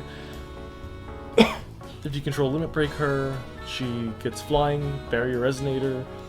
Enter, choose one, destroy a Regalia, destroy all strangers, or reveal 12 apostles from outside the game, put it into the field. Okay, Lenneth. I don't know what you up to, but it's working. Yeah. This card's a lot of stats. It's probably the worst of the Marvel rares. It's also the first one we've seen so far. I think it's... Well, I think it's just the worst because you have to play, like, Gil Lapis to make it work. Oh, wait, sorry, no. There's another worse one, but this is the second worst one. My bad. Yeah. And we'll go over that. But yeah, I think that she specifically only played in Gil Lapis because I don't think a Drainbane 1000,000 is worth it for 3 mana and having the moon and the cost. Eh. But she has a lot of stats. She does have a lot of stats. That's great, thanks. But it's more than just 10-10 because you get the 12 Apostle. Yeah, but that's only in Gil Lapis. Yeah, you're probably playing Gil Lapis. I don't know what else you could be doing. I mean, yeah, true. Like, it could be a 25-25 or 3. Could be a 25-25 for 3. Or you could get Ouroboros. Surrender. But yeah, so I think she's a good card. I give her 6 out of 10. I think that she's the one backbone to Gil Lapis where you play like 2 of her in the deck, just fetch her out of the deck and Limit Break her. I made a 7. I think your game plan is Gil Lapis to just play as many of these as possible to win the game. That's fair. Next. Skip. But not actually. It's a 1-star though. Yeah, might as well skip. We already Okay, said that cool. 9/9 for Barrier was bad, and here's a Barrier for Shant. What if we gave it less? Okay, bye. Mimic. I don't understand why this card's here, but it's here. It's Yep. a 2-drop, quick-ass Bane. Why is this a fairy tale? What fairy tales talk about toothy chests? Yeah, I know, but like, why is it here? It's a great question. It's got Quick Cast and Bane. Enters the field rested, and your opponent must attack at a Fable. It's a fun card. I want to annoy people by making them like, well, I'm gonna go to. I would like to move to end phase. Oh, I'm gonna put a Mimic here. I'm gonna eat your 2-drop now. Thanks. Okay, bye. Was that a Kaguya? No, it's not. It is very nice with Unknown Mother Goose. It's like the only caveat it's got. Yeah, it's a neat card, but I don't think it's great. I do want to play it in Grim decks eventually because it's a fairy tale and you could just kind of search it out and play it. Just for the sake of that. Just for the sake of that. Just Okay. to have the knowing grin, like that shit-eating grin you get where you're like, oh, you're going to end phase? Okay. No, you attacking. Yeah. So yeah. Give Mimic a 3-star. I think it's fine, but it's not impressive. Yeah, 3 stars fine with me. Next up is Mind Crush. Oh, sorry, Mind Break. Name a card. Your opponent reveals their hand, discards all cards that share a name with that named card. This card was awakened. Instead, your opponent removes all cards that share a name with the named card in their hand and graveyard from the game. Why? I gave this thing a 2 stars. Why are you paying 2 will to Glint of Insight somebody? Because I can pay 3 will to make him remove it. I don't know. From the grave too. Incredible. If it let me get rid of it from their deck too, That would have been worth it. Fine, But good. It's not. Oh well. 2 stars. 2. Myria, the Fallen Vampire. This card's cute. Are you talking about the art or the actual effect? Yes. Good. Flying, enter this card, deals 400 damage to target resident, you gain that much life. When this card is revealed by the effect of Gil Lapis you control, it deals 400 damage to target resident you control, you gain that much life. Limit break. This card would deal damage, it deals double that much instead.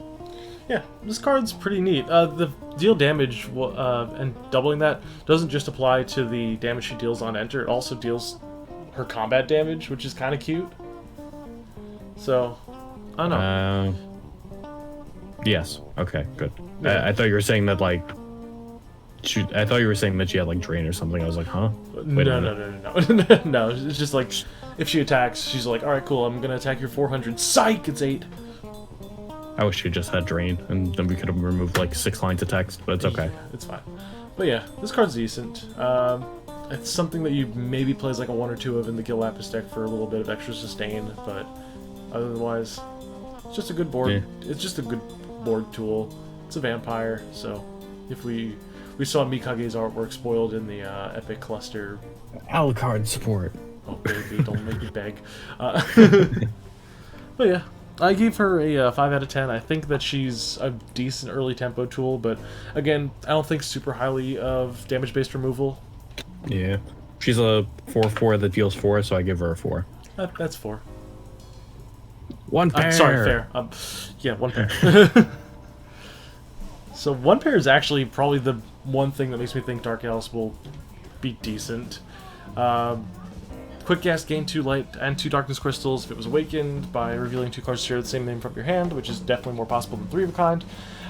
You gain 2 additional ones, so it's 1 mana, 8 crystals. Nice. That's really good. I guess. I don't know, I don't see the crystals being that good, and it is a 1 mana card that does nothing. Yeah, essentially. I think I see the point, but I think that there's more things that this turns into than other 1 mana do nothing cards. I think this card also represents some damage, represents defending Dark Alice with Eternal and Barrier. I don't know. Right. There's a lot of applications that you can run with this card. It's not amazing, but I think it's one of the best tools that Dark Alice is really going to get, and the fact that you just kind of sink it into your Unknown Mother Goose to basically just like hard hit like a bunch of crystals. Yeah, it's fair. Yeah, I give it a 6 out of 10. I think it's about as good as Dark Alice is going to be, so I think that's kind of fair to have them around the same area. I put it as a 4. I think it's still a one mana do nothing. So Yep, that's fair. Black Percival, she finally found the Holy Grail, and it was inside her all along. The real Holy Grail was the friends we made along the way. Enter, reveal the top 5 cards of your deck, put a Regalia or minion among them into your hand, put the rest on the bottom of your deck. Banish this card, put a minion from the graveyard on top of your deck. Not bad. It's not bad, but it's also not great. This one was probably this one might be my most, like the second worst Percival, I think.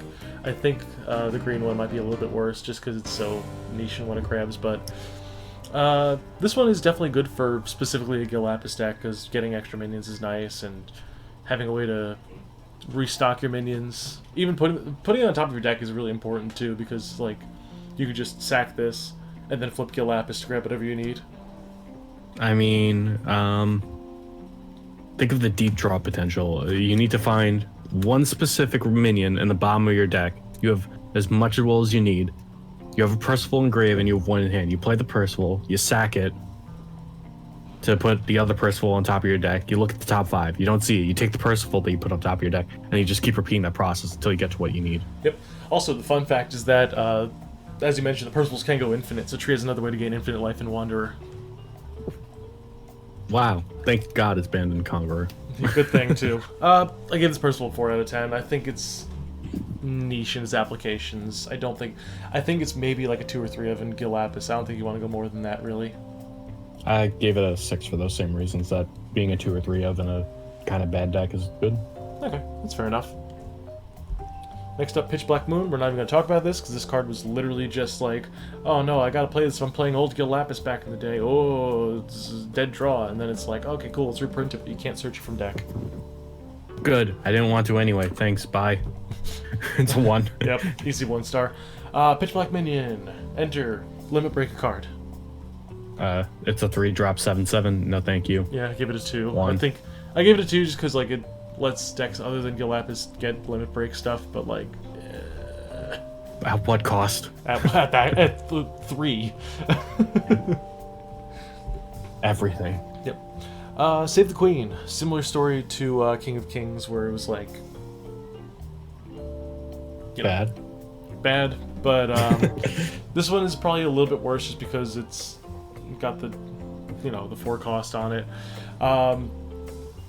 Although, as I mentioned when we talked about King of Kings, Faricia definitely proved to me that free -4 and +4 effects are decent. But yeah. I think that this thing is a little bit worse. I gave it a 4. It doesn't impress me as much as the King does, because I think the King doing sneaky damage over -4/-4s. It is a combat trick, so they're equally as useful when it's just minion on minion combat, but I do like having face damage. Yep. This does protect your life if you want to use that type of ideology on it. Yeah, I guess, but so does Intimidation. Yeah, but you have to pay Will for that. Oh, jeez, I forgot about that. Yeah. Not super It's definitely impressive. an okay card, just not as good as as King of Kings. Yep. After rotation, this thing being a 4-wheel 7/7, 4-wheel 1200 that just permanently, as long as she's on the board, gives -4s is decent. If we have like you could see it used with Lapis to try and just wipe your opponent's active stats. Yep, I can see it too. So there's a little bit of extra oomph you can get from her, but for right now, not great. Better on board stats, worse in hand ability. Yep. Shadow Doppelganger, which I cannot believe they reprinted. Fun card. Very fun card. I actually gave it a 5 just because I think that because we're so ingrained in enter effects right now, that doubling up on them with this card is actually kind of neat. I agree. Also, we can now relive the idea of having like griffins and coming into the grave and stuff on top of like your Dance of Shadows and stuff like that. Yep, pretty big deal. And also, I don't know, curve Athenia into this thing and then copy the Athenia to get Mother Athenia effect. Yeah, that'd be nice. Kind of disgusting, but that's, yeah. So, 5 out of 10 from me. Card's still pretty decent. Yeah, I give it a 5 as well. And next we have Shadow Strike. It's a 2-will, Sword Art, Mage Art, Quick Cast. Destroy target resonator that if this card was awakened, your opponent banishes a resonator. Awakening, banish 2 darkness crystals. So, this card's okay. It was better a long time ago. When it was stoning to death? Yeah. Yeah.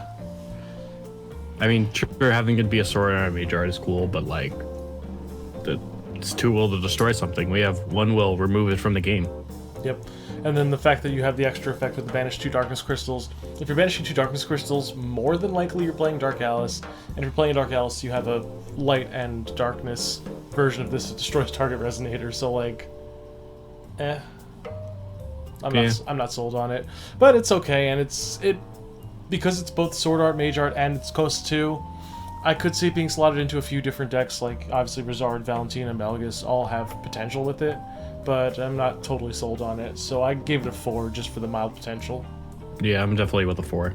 Just, it feels like if you can slide into those decks, that doesn't mean you should. Yep, can't confirm. Next up is one of our top, probably would have been in the top 10 cards of the set. Actually, definitely would have been in the top 10 cards of the set.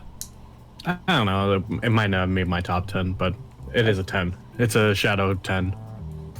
I get it. So, Shadow X. Darkness for Fairy Tale, which is pretty sick. Quick cast Bane. Enter. You gain 2 darkness crystals. Banish darkness crystal. Your opponent loses 200 life. This card is, I don't know. It just represents a lot of damage for no reason. Yeah, like, I don't know, if the card, you could have made this card literally like miscalc, but your opponent loses 400 life. Like, that's what it is most of the time. It's literally the worst case. Sick. The worst case situation is that it is just a miscalc that makes your opponent lose 400 life. Best case scenario, it OTKs your opponent. And then the thing that I think is going to happen most of the time is that it's just going to be like a tempo tool. We've seen a lot of like both. This thing has a lot of like proactive and reactive qualities to it. I just think that it's like really, really solid at doing both. And we've seen in cards like Kaguya where it's like if you have the potential to just have a cancel on you, it's like, all right, cool, hold that. Or you're just like, all right, cool, it's a 2-mana 7/7. I'll put it on the board. You deal with it. Yeah, it's just really modal being able to have it be a 4/4 and a removal spell on one card, and it's also burn. Yep. Just, you know, it's just typical Force of Will things where your good cards have to have at least 3 effects. This one technically has 4. Yeah. Although the fact that it also just something about this and also the Mage Jack is that they are just, you know, general darkness crystal generators. So even if you're not trying to use it to burn your opponent out, you have some extra synergies in the deck, which is fine. Yep. So I think this card's really flexible. I don't know if it fits into the highest of highest echelon decks, but I think it's really good for black control, and I gave it a 9. I would give it an 8. Yeah, I think it's a little bit off from being perfect because it's not a guaranteed thing where, like, if I want to say use it to 1-for-1 an opponent's resonator, like, it can always just have like an option, or, you know, maybe a tiara on board or something like that to clear it pretty easily. Yeah, that's fair too. So definitely good though. Oh, yeah, for sure. Summoning of a minion. Let me guess, it summons a minion. Wow, how'd you guess? It's black and X. It's basically Moonbeam Butterfly, but for minions. Yep. I'm not super impressed by this card. Most of the minions are pretty much overstated for their costs. Well, but then again, everything in the set is. I don't think you're really willing to pay the extra X to bring it out of the deck. I think you'd just much rather bring it out with Gil Lapis' Judgment, and also it represents, you know, Gil Lapis Judgmenting. Yep. I do see it as like, hey, if I'm going to do the game plan of I'm going to play as many Lennets as possible and try and overwhelm you, that this is a pretty good card at making sure you're consistent at doing that. Yeah, I can see it. I can also wish that, I don't know if this would have been crazy to think of, if this card also limit broke the thing that it brought out, but that would have been nice. Yeah. So, overall, I think Gil Lapis is just the better call for it. I think this card maybe is like a one of if you want to try and toolbox your Lanneths out, but I gave it a 4. I'll give it a 5. That's fair. Yeah. There is a chance we get more minions at some point, right? Yeah, definitely true. So next up, Road to the Undead Lord. Yay! It's a black. Enter if your ruler's Zard. Choose 2 cards from your stranger deck at random. Put them into your graveyard. Card in your graveyard cannot be targeted by spells or abilities your opponent controls. Having the Dark Alist effect on an addition is really nice going forward, especially because Grizzard is so focused on the grave. And even, like, Grizzard doesn't really have great ways to pull things from his stranger deck into the graveyard other than just his Regalia trigger, really. Yeah. So having this just as like, alright, cool, 1 mana, you can play it on turn 1, these things are in my grave and you can't interact with it. Good luck. Yeah, any type of extra accelerators, like we already rated the Arla one pretty high for just accelerating what Arla wants to do. This one accelerates what Rizard wants to do, so it's good. Exactly. The ones that like generate a stranger are okay, but the ones that do the game plan of something other than just accidentally grabbing a stranger instead of like a game plan for your J-Ruler, these are the ones that are going to be good. Also, to say in addition, the bonus like passive ability of the card is just better than the Arla one, so I wound up liking this card better. I could say that too. I think Arla's is a little more impactful because of Arla being more impactful for Ruler in my opinion. So I've actually rated this one a little bit lower, but I think that definitely the passive ability is what brings this card up, especially because I think this card will see play in sideboards of things not even Rizard. Yep, I agree. So I give it a 7. I don't think it's like, you know, the best one of the roads, but I think it's like the second best. I agree with 7. I also like that they have Risen Melter there. Yeah, I do like those. Those are just the artwork on this card is just so sick. Yeah. So And next up is Scorn. yeah, Scorn kind of falls in a similar vein to my rating on what was it, the Smile of Dark Alice, where I'm like, the fact that it has to compete with Look of Corruption always in the back of my mind just makes discard cards like, oh, it's okay. I don't know. It's the effect of the card, unfortunately. We have a lot of discard options now, so like having this be like the third or fourth best discard turn one is like not really good for it. Yeah. With that regard, I gave it a 6. I think it's still good enough to see some play, especially if you're playing a heavy discard deck and you're trying to like out Resonators, but I think most of the time you're probably going to be looking to discard anything but Resonators because Black just has so much solid removal for it. Yeah, I agree. I think Smile is your secondary one-drop discard spell in addition to Look of Corruption. So Yep. 6 is fine with me. Yep. You have to respect that Scorn is a good card. Scorn's always been good. Next up, True Black Ribbon. This card's very interesting because they could have just printed Black Ribbon, but they didn't, and they did this for us. They showed us the truth. For one black, you get, as you play this card, target a Resonator, and then just field added to it. Added Resonator gains -2/-2 and loses all abilities. When this card is put into the graveyard from the field, return it to its owner's hand. So, it's pretty interesting. It basically just acts like a final forfeit, but it's lasts forever until the minion leaves the Resonator. Yeah, definitely. That's one way to think of it. It's also something where you can just kind of like that's probably the most baseline version of it, and I think that's what most people will think of. But also, I see this, and I also think that the 3,000 guy that gains -X for your life total is in the set too, and adding this to him just makes him a 28/28. Which is pretty good for one drop. It's Yeah. just, you have to somehow lose 1,000 life before you can even attempt that. It's pretty easy too, sometimes. But I think that this card, because it just gets itself back from the grave to the field, back to the hand when it goes from field to grave, is, I don't know, we don't really see it often on cards that are like, we see it on cards that don't do much impactfully. Or they just cost too much in order to do anything. Yeah, but this card's like, it's cheap, it's like, we've talked about how bad mana sinks are, but if you just toss this out there and you're like, alright, cool, I'll just put this on your guy that's maybe going to do something extra, I don't know.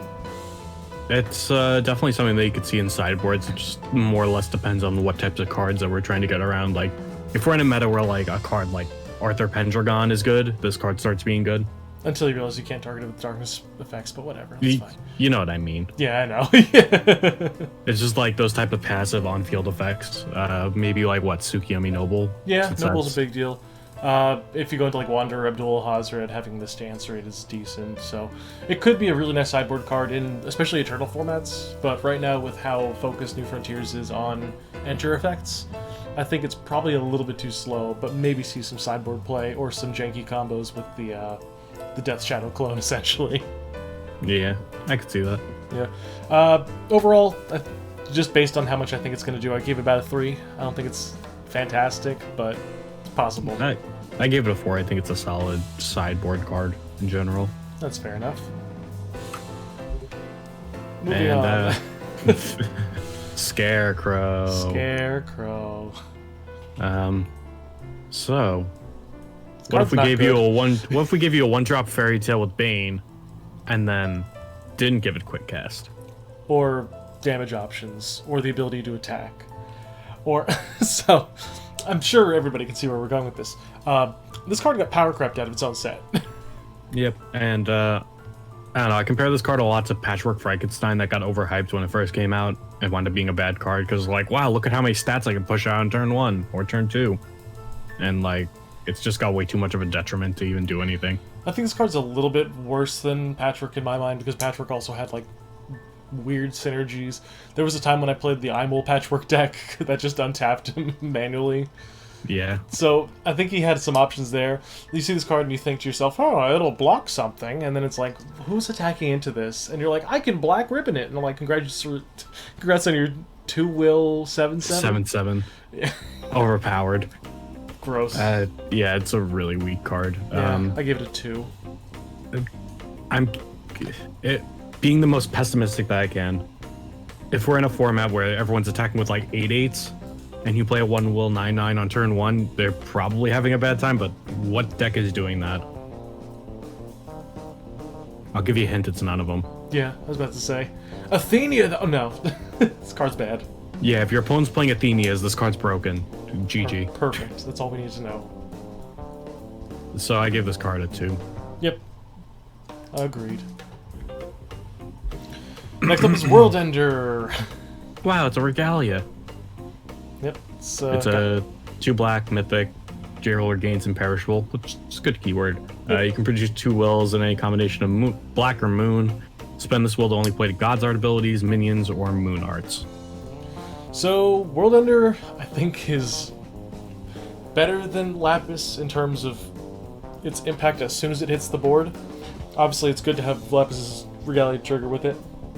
But I think the fact that you can just play this, call Limit Break Sylvia, and then tap the 2 with your Gil Lapis producing any color to play the Sylvia, just, you know, as a 10-10 with a bunch of added effects on turn 2. I mean, yeah, that's really solid. That's a lot of board swing. I do think this card's pretty limited in being that they split it into God's Arts and Moon Arts. Yeah. Like, being able to play minions is great, but just having that 2 split is just like, there's so few Moon Arts, and and you only get 1 God Art. Like, yep. Unless you're repeating them with Lapis, but still, that's expensive. Yep, exactly. It's very strange, and I think that the card is...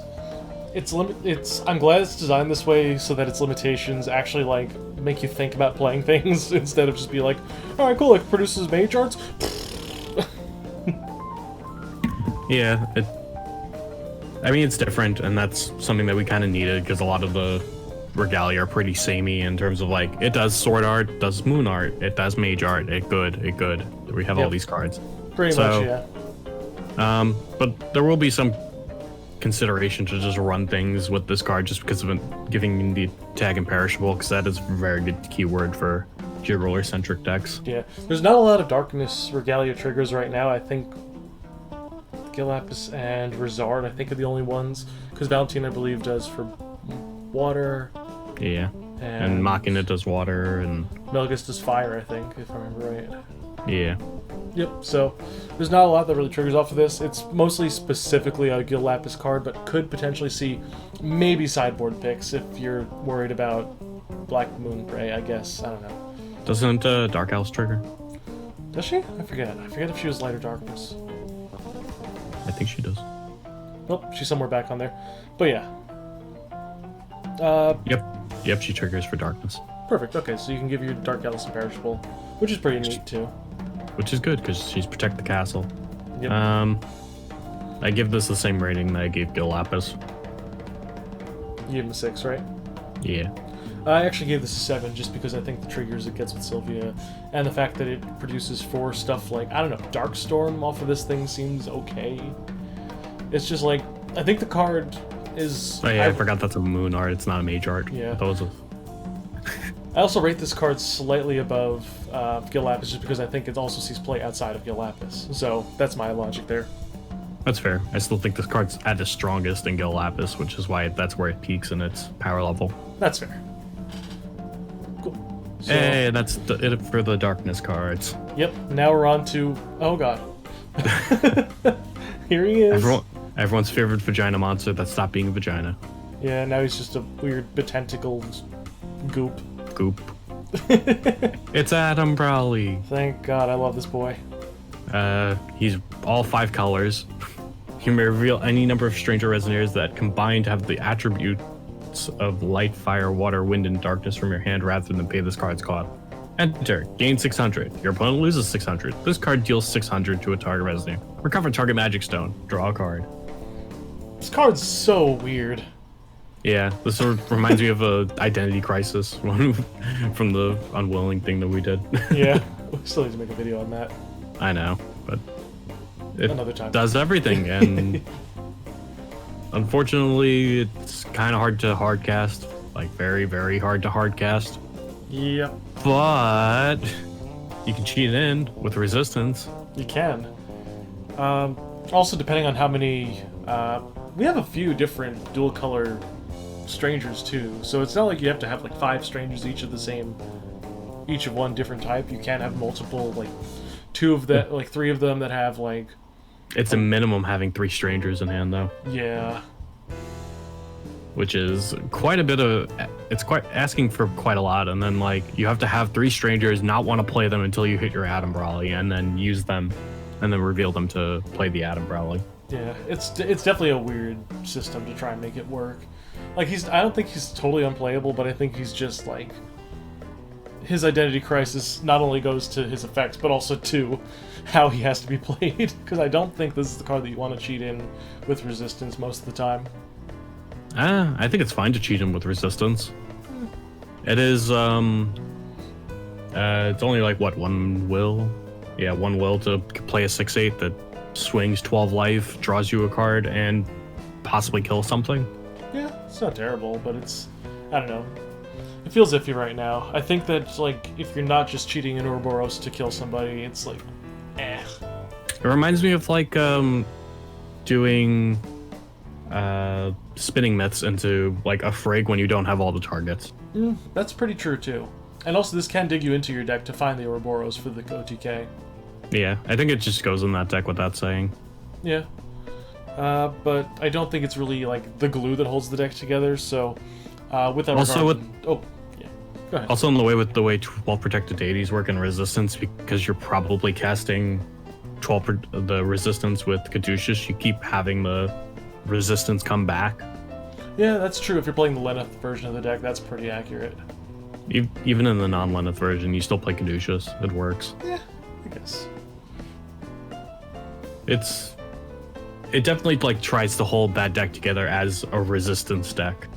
Yeah, I could see that. So I think it's probably going to be a little more...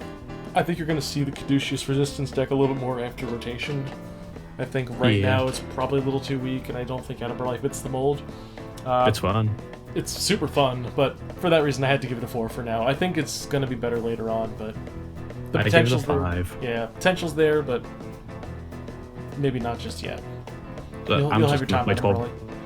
I'm gonna play resistance dot deck. That sounds like hella fun. It Who does. cares?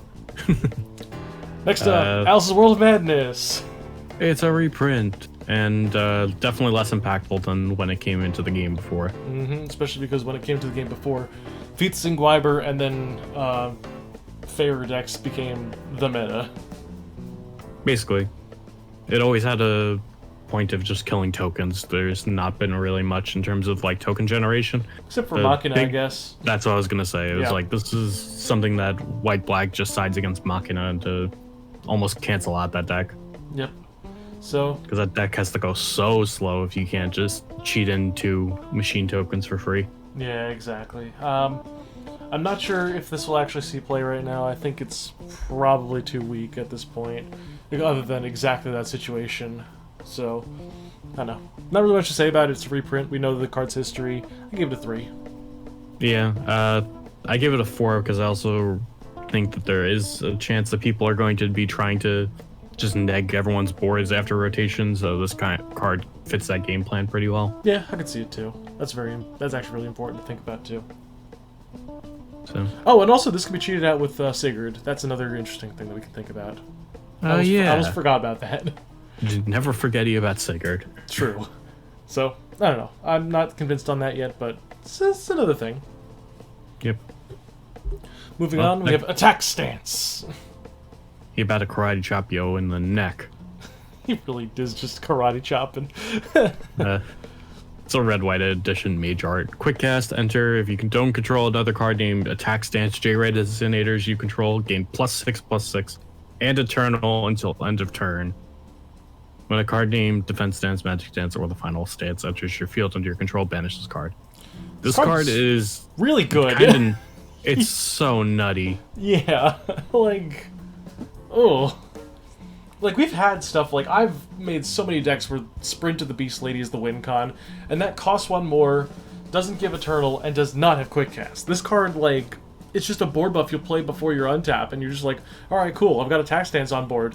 Time to go to untap and play a bunch of Swift guys. Oh, you're dead. Yep. We've seen stuff like this with, like, the old Pumpkin Witch combos, where she would give everything swiftness and flying, but this, not quite the same. But this also has defensive utility, and also just has quick... Why did they give this quick cast? I don't know, because I want to kill people and make the Eternal look useful, even though that's not really... All it does is just annoy people when they're trying to stop you from dying. Yeah. Ugh. Card's gross. Yeah. Card's kind of insane.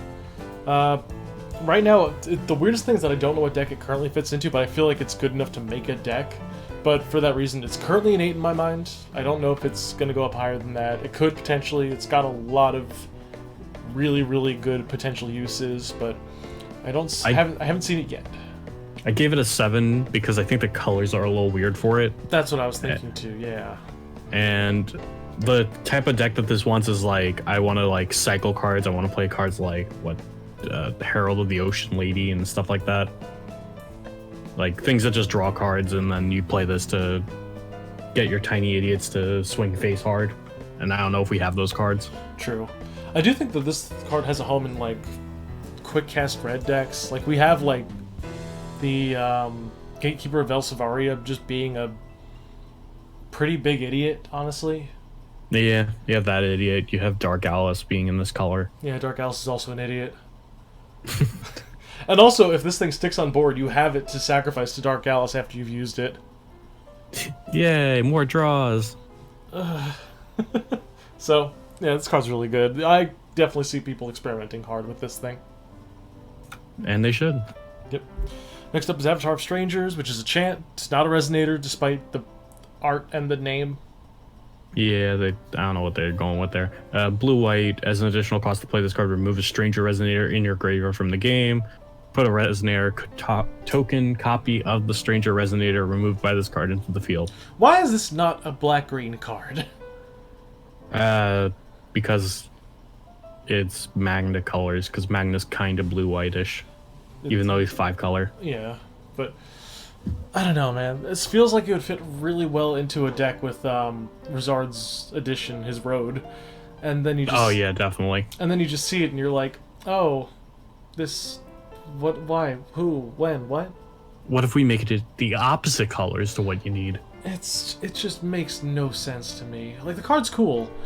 It's just like doubling up on your strangers, which is nice because Magnus' shtick is that he's only got one of each. But, like, I don't think you play this in that deck, honestly. Nah, that's not the game plan that deck is going for, but I mean, there is like a game plan where you want to try and hit like Rhea turn 1 and then this type of thing would be good. I could see it, I guess, but I don't know. It's still like 3 colors and you have to hit the colors in the exact order that you need. It's like we have Heaven's Rift really. now. You have a 5-color stone. Oh yeah, if you're playing Magna, you're right. But either way, I don't know. I'm not sold on this card. I gave it a 5. I'm like, it's got a lot of potential if you can happen to build a deck properly around it, but in my opinion, blue-white's still going to be a meme. Yeah, that's also why I gave it a 5. Though I kind of want to lean towards 6, but I like 5. Yep, same here. Next up is the Bounty Hunter of Leginus. Legend? I don't know. Who cares? But no one asked for this card. Nope. It's blue-green human. Enter, draw a card, green, recover this card, play this ability only once per turn. Thanks. Can't believe they gave that once per turn restriction. We needed it. This card just feels like it was made like at the end, like somebody designed this for the end of Alice Cluster, like the original Alice Cluster, to be like, oh, this card will break the metagame, and then they forgot about it and they left it until now. They weren't even printing that type of stuff then, but yeah, it's really out of place. Like, it's also like a value card by having enter draw card, and then it's like a damage card by giving it the recover effect. Like, I don't get what the direction is with this card. It's just all over the place. Yeah, it really feels very just misplaced and mismatched. I don't know. I gave it a 2. I don't think it's gonna see play. Yeah, it's a 2. This is what how they feel about Machina after it did so well and its release set. It's sad. But anyway, on to the next one. Cage of Mother Goose. It's Black-White Edition Fairy Tale. Okay. You may rest a recovered Fairy Tale J Resonator you control rather than pay this card's cost. Remove target non-J ruler, non-Magic Stone entity from the game. When this card leaves the field, put a card from a removed area that was removed by this card into its owner's hand. That's an okay card. It's okay. The fact that it's a fairy tale and it can rest a recovered fairy tale to play it is fine. I just don't know any situation where I'd rather this than Seal of Lenneth. I don't know if you're targeting your own thing. Yeah, I guess. But even if you target your own thing, it comes back to the hand instead of back into the field. True. I don't know. Paying nothing for it makes it slightly better, but also why wouldn't you want to just be attacking with your fairy tales? Yep, exactly. So, I don't know.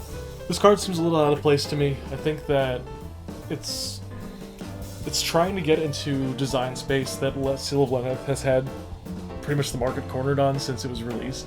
And the card doesn't even see much play right now anyway, so like, I don't find this thing very... It's best played when you're doing like a turn where you play Shadow X. Yeah, I can see that. Now, if this thing had quick cast. No. Yeah, that'd be pretty good with that quick cast, but also pretty overpowered in my opinion. Yeah, same here. I just don't think this card is a home right now. It seems a little bit iffy to me. I gave it a 4 out of 10. I also give it a 4. Sweet. Good to know we're on the same wavelength with this one. A lot of people were trying to say it was too good. But here we go. Casino. Alright, Dark Gaming Hall. Black, white, you tap it. You banish all you got. You make your opponent guess what the cost of the top card of your deck is, if it's even or odd. If they get it right, you'll lose. If they get it wrong, you double the amount of crystals you had. This card's really not good, but I really love it. Someone's gonna get spiked by this card. Oh, someone is gonna get super spiked by this card. And that's the kind of design space we hate, but also love in this game. Yeah.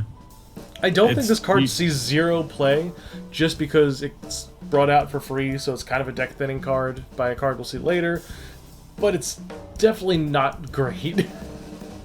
And if there's ever ways to remove light and darkness crystals from your opponent's J-Ruler, then people are going to wind up playing this card because it'll be like, well, if I'm going to lose it anyway, I might as well just gamble it all. All for all the marbles, or crystals. Yeah. So, this card's probably more of a meme. I give it a 2. I don't think it's going to see play, but if it sees any play, it's going to be in a highlight reel on one of Jeremy's streams. Yep, 2. Sweet. Next.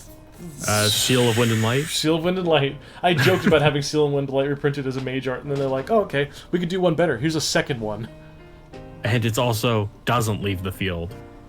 It is also doesn't leave the field.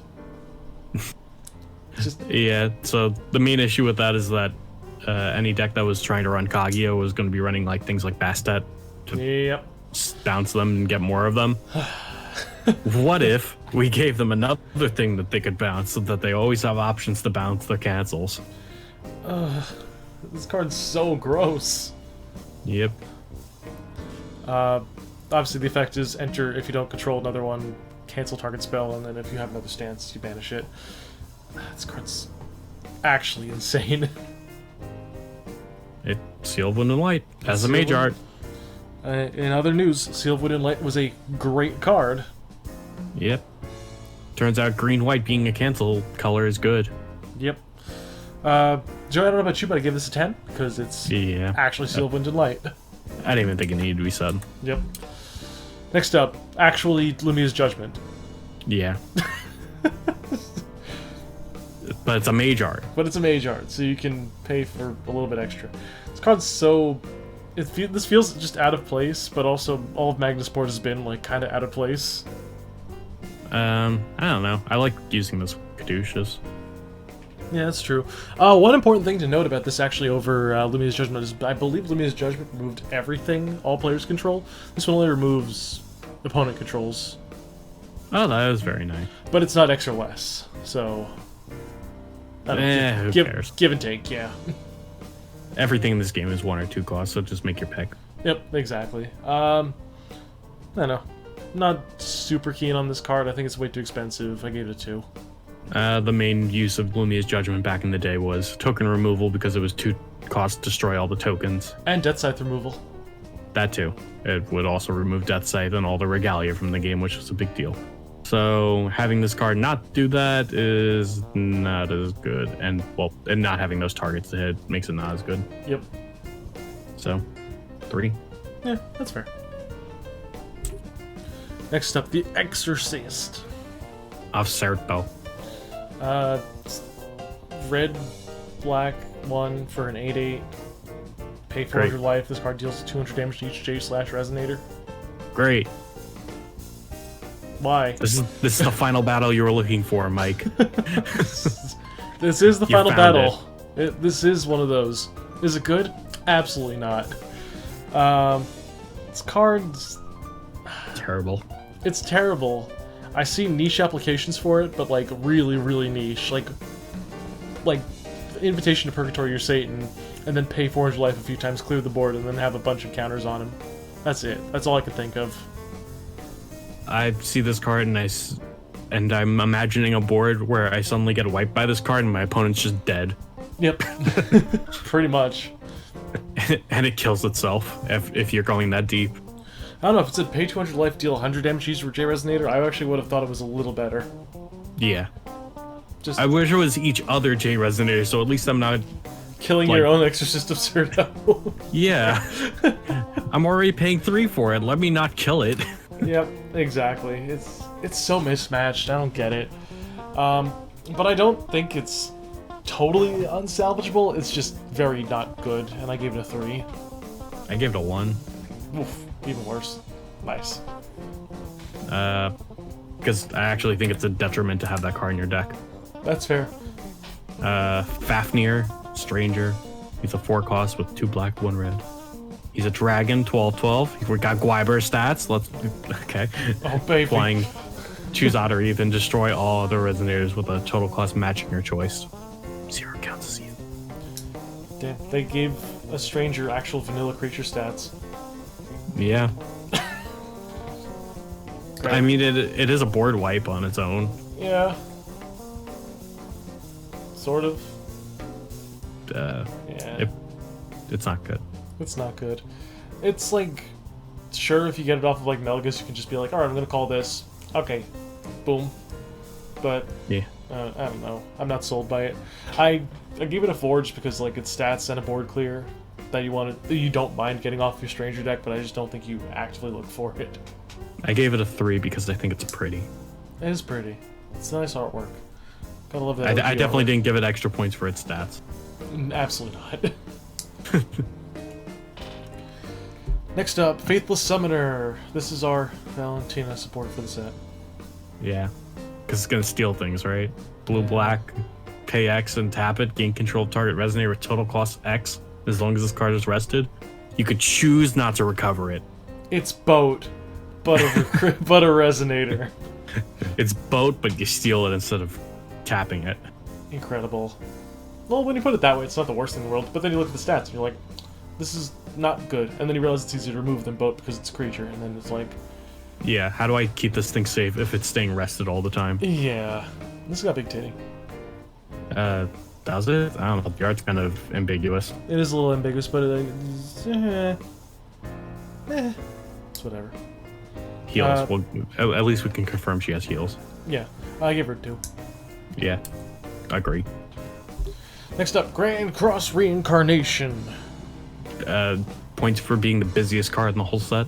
Yeah, very busy. Blue-white, Sword Art, Mage Art, Quick Cast. As an additional cost to play this card, reveal a stranger from your hand. Choose 2. Your opponent banishes a non-J-Ruler, non-Magic Stone entity. Next one. Put target stranger resonator from your graveyard into your hand. Next one. Search your deck for a regalia. Reveal it, put it into your hand, then shuffle your deck. Next one. As you choose this option, choose an enter ability of the stranger resonator revealed. To play this card, perform that enter ability. You choose targets for the selected abilities affected as you play this card, and resolve the effect as you resolve this card. What a mouthful. Yeah. This thing is super busy, and all I want to do is just reveal a Loki, and then just remove my opponent's board from the game at instant speed. Yeah, that is, like, peak performance of this card, but it's so hard to get those cards into your hand. Well, that and also the Katsuchi, the 2020 that deals 1,000 to everything. Yeah, that's fun. Yeah, you can. There's a lot of potential options for that last part, and even your opponent banishes a non-J rule, non-Magic Stone entity is neat. And luckily for Magna, this is the best way to get Genesis into your hand, True, yeah. which is a pretty big deal because it's not a bad thing to be able to pay 2 for this card and then get 1 will back immediately by getting a Genesis. Yep, makes sense. So, I like this card. Yeah, I give it an 8. I think it's got a lot of nice things. I think it's the only way that I ever think that blue-white is not a meme. Yeah, I also gave it an 8, but it's also a mythic rare, which makes me vomit a little. Yeah. The fact that this card kind of reminds me of Dawn of the Earth. Yep, that's exactly what I was looking at the blue-white and I was like, yep. Multimodal and yeah. So, card's cool. Hopefully it does well. Next up is Hades, who I think is the coolest card in the set, and I really love it. Blue, black, 12 protective deity. If an effect would increase attack or defensive resonators your opponent controls, it decreases that much instead. Y'all ready for the Prisia meta? So is Hades.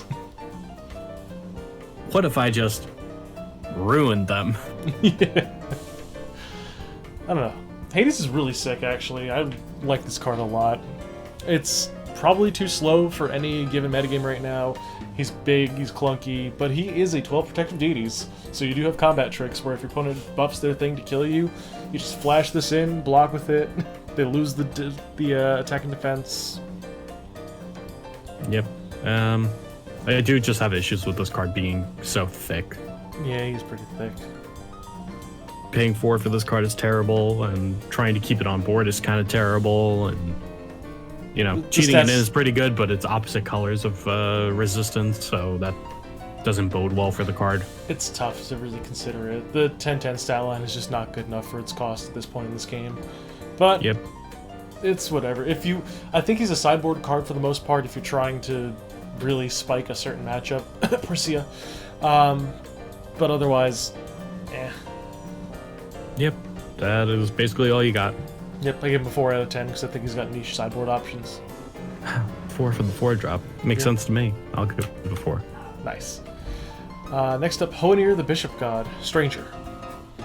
He's black and white. I love that. I really love that he's a bishop god, as in he's a man of God, but also is a god. Great. He pats himself on the back. And he's a hoe. He is a hoe in Nier. He's got a 700 attack, 800 defense. He's a hero. Your opponent can't play spells during your turn, and when he enters, your opponent banishes a non-J rule and non-Magic Stone entity. This card seems pretty decent. Yeah, honestly, this is a card that I do not mind getting off of any of my Stranger creation cards. The biggest problem I have with him is that he's black-white to summon him, and there's no regalia that produces for Strangers for black-white because Alice is all fairy tales and stuff. Yeah. So that's kind of my issue, but at the same time, like, silent mermaiding your opponent during their turn without having to worry about the weather. Can you, like, just to make a point of how important that is, like, people would play Shayla just to have Silent Mermaid in their deck. People play Shayla, yeah, for Umar combo specifically.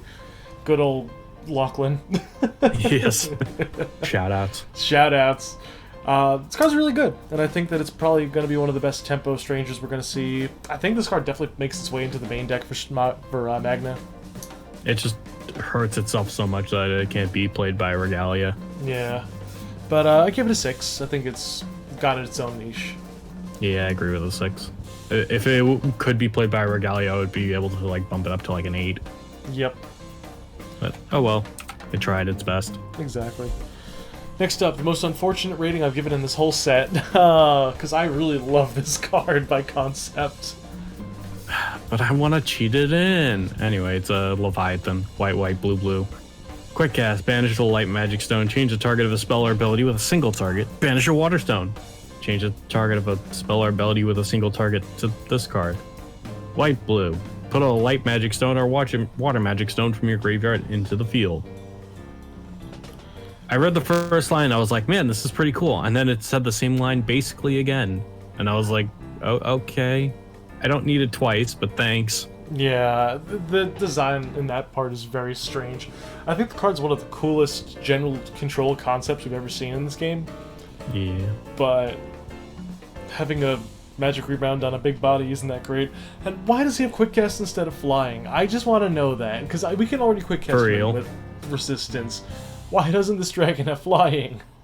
It should have had flying. It should have had some other combat keyword. Just give it barrier, but that would also conflict with its own design space. But still, Yeah, it's really hard to. It's so hard for me to like this card despite liking this card. poor big dumb stupid dragon. Yeah, he's pretty much just a big idiot at his core. But he can put a light magic stone or water magic stone from graveyard into the field. So what if you accidentally put one in there and you're like, oh no, I can pay 2 to bring it back. I give this card a 3. Yeah, I'll also give it a 3. Now I'll give it a 2. Woof. I added to it originally. Oh, yikes. I can like the card, but it doesn't mean that's playable. Yeah, true.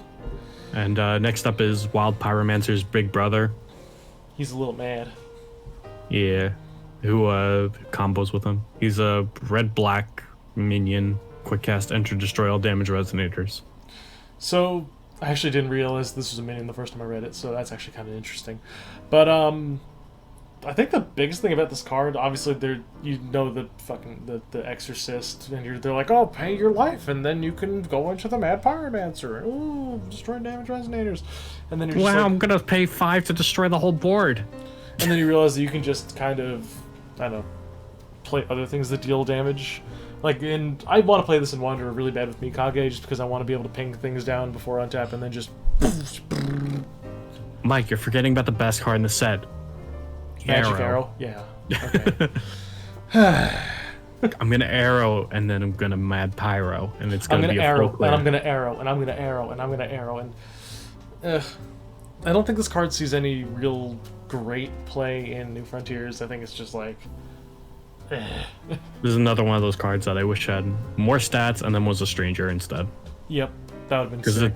it's got one of those niche effects that you don't really want to activate unless you want it, if that makes sense. Yep, exactly. I feel like if there's more just general damage to the board effects coming out sooner, this card could see some really good play, just because it is a powerful effect, and having this on the quick cast body is nice.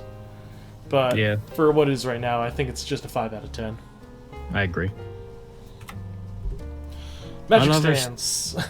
More stances. I hope it's good. Oh, It's green-white mage art. Quick cast, enter. If you don't control another magic stance, draw 2 cards. what does Magic Stance do? Allows me to draw 2 new cards from my deck. Thank you, Joey. But This card's really weak. why is it so expensive? I don't know.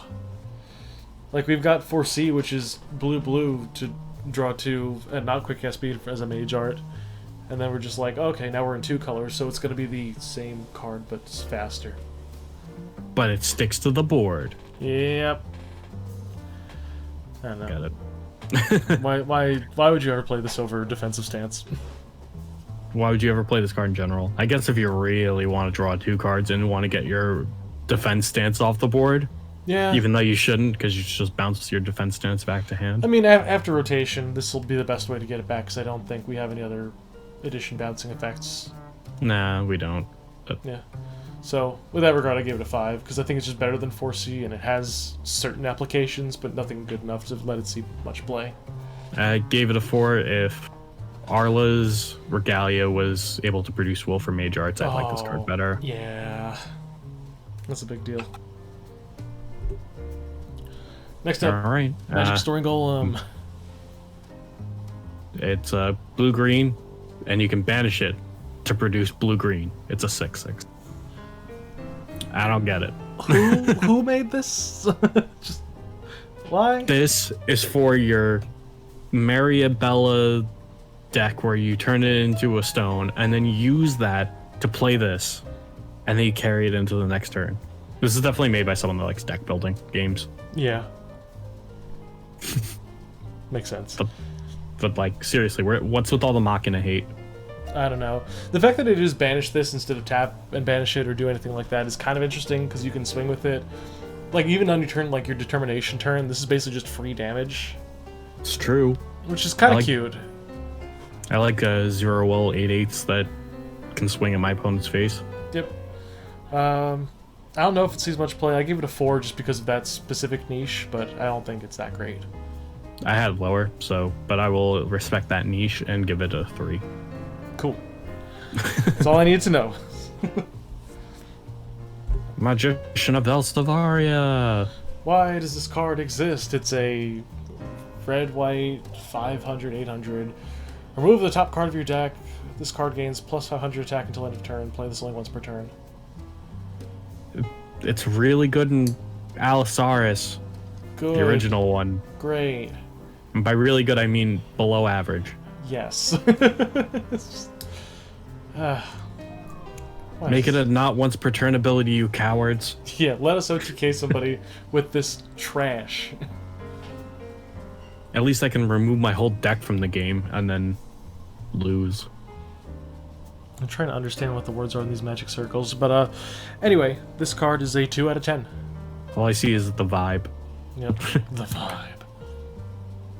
Oh, next up, yeah, I'm gonna give it a 2. Nice. Necromancer. Yeah, Necromancer's actually kind of sick. I didn't even realize it was a minion at first, which makes me actually kind of like it a little more. But it's a green, black for a minion, 700, 700. Enter, remove all Resonators and target player's graveyard from the game. Put a plus 100 counter on it for each Resonator move this way. It's Grave Hate on a body. Hey, you know what this card is? Exactly, word for word, with less effects. Athenia. Dark Alice. Oh, yeah, that too. It's Dark Alice from Decisive? Not Decisive Battle. But the one Oh, before yeah. No, that's the book one. Yeah, Echoes. Echoes of the New World, yeah. Yeah, but it's a minion this time and has more stats on the come down, but also more colors. But I'm glad that it has black as its casting cost, because then you can use it with World Ender to actually make it a 1-drop. Yeah, which is really neat, and you can bring it. You can bring it out with Gil Lapis if you want to do that. You won't, but you can. Limit break it. Limit break the Necromancer. What does it do? Nothing. Yeah. But she's definitely romancing me with that neck. She does have the neck romance. I was looking lower, but anyway, this is a. Give this one a 4 out of 10. I think it's good sideboard Grave Hate for when things rotate out. I give it a 3. I think we have way too much Grave Hate right now. That's fair too. And I think this is very weak for being a body. Yep, I can see it too. Nidhogg. Will he finally be a good card after, I don't know, 5 printings? Maybe.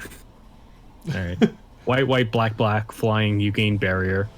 Thanks. Enter, look at your opponent's hand, choose up to 2 cards, they remove them from the game. When this card leaves the field, put all cards from all removed areas that were removed by this card into their owner's hand. Okay.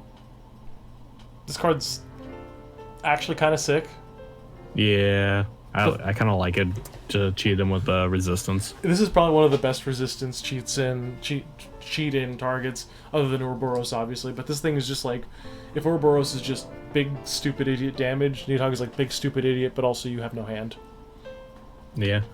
And hey, if you're trying to OTK someone with resistance, guess what I'm gonna do? I'm gonna get rid of your answers.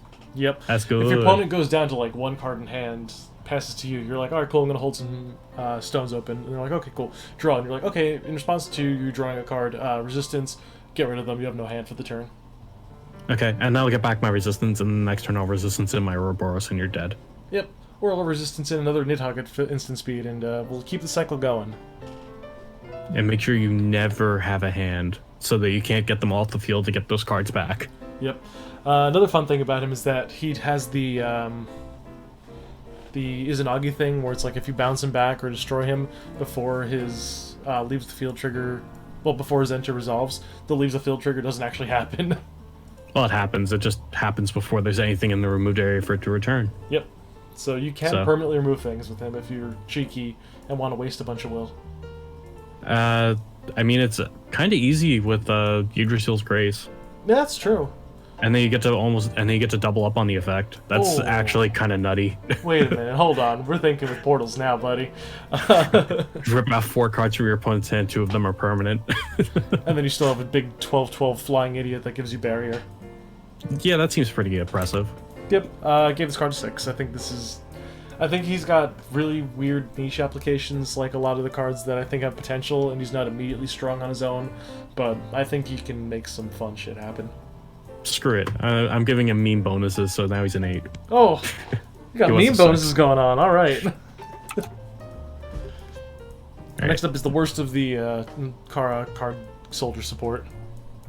Yeah. Nightmare Knight. White Black Fairy Tale. Enter. Choose up to 2.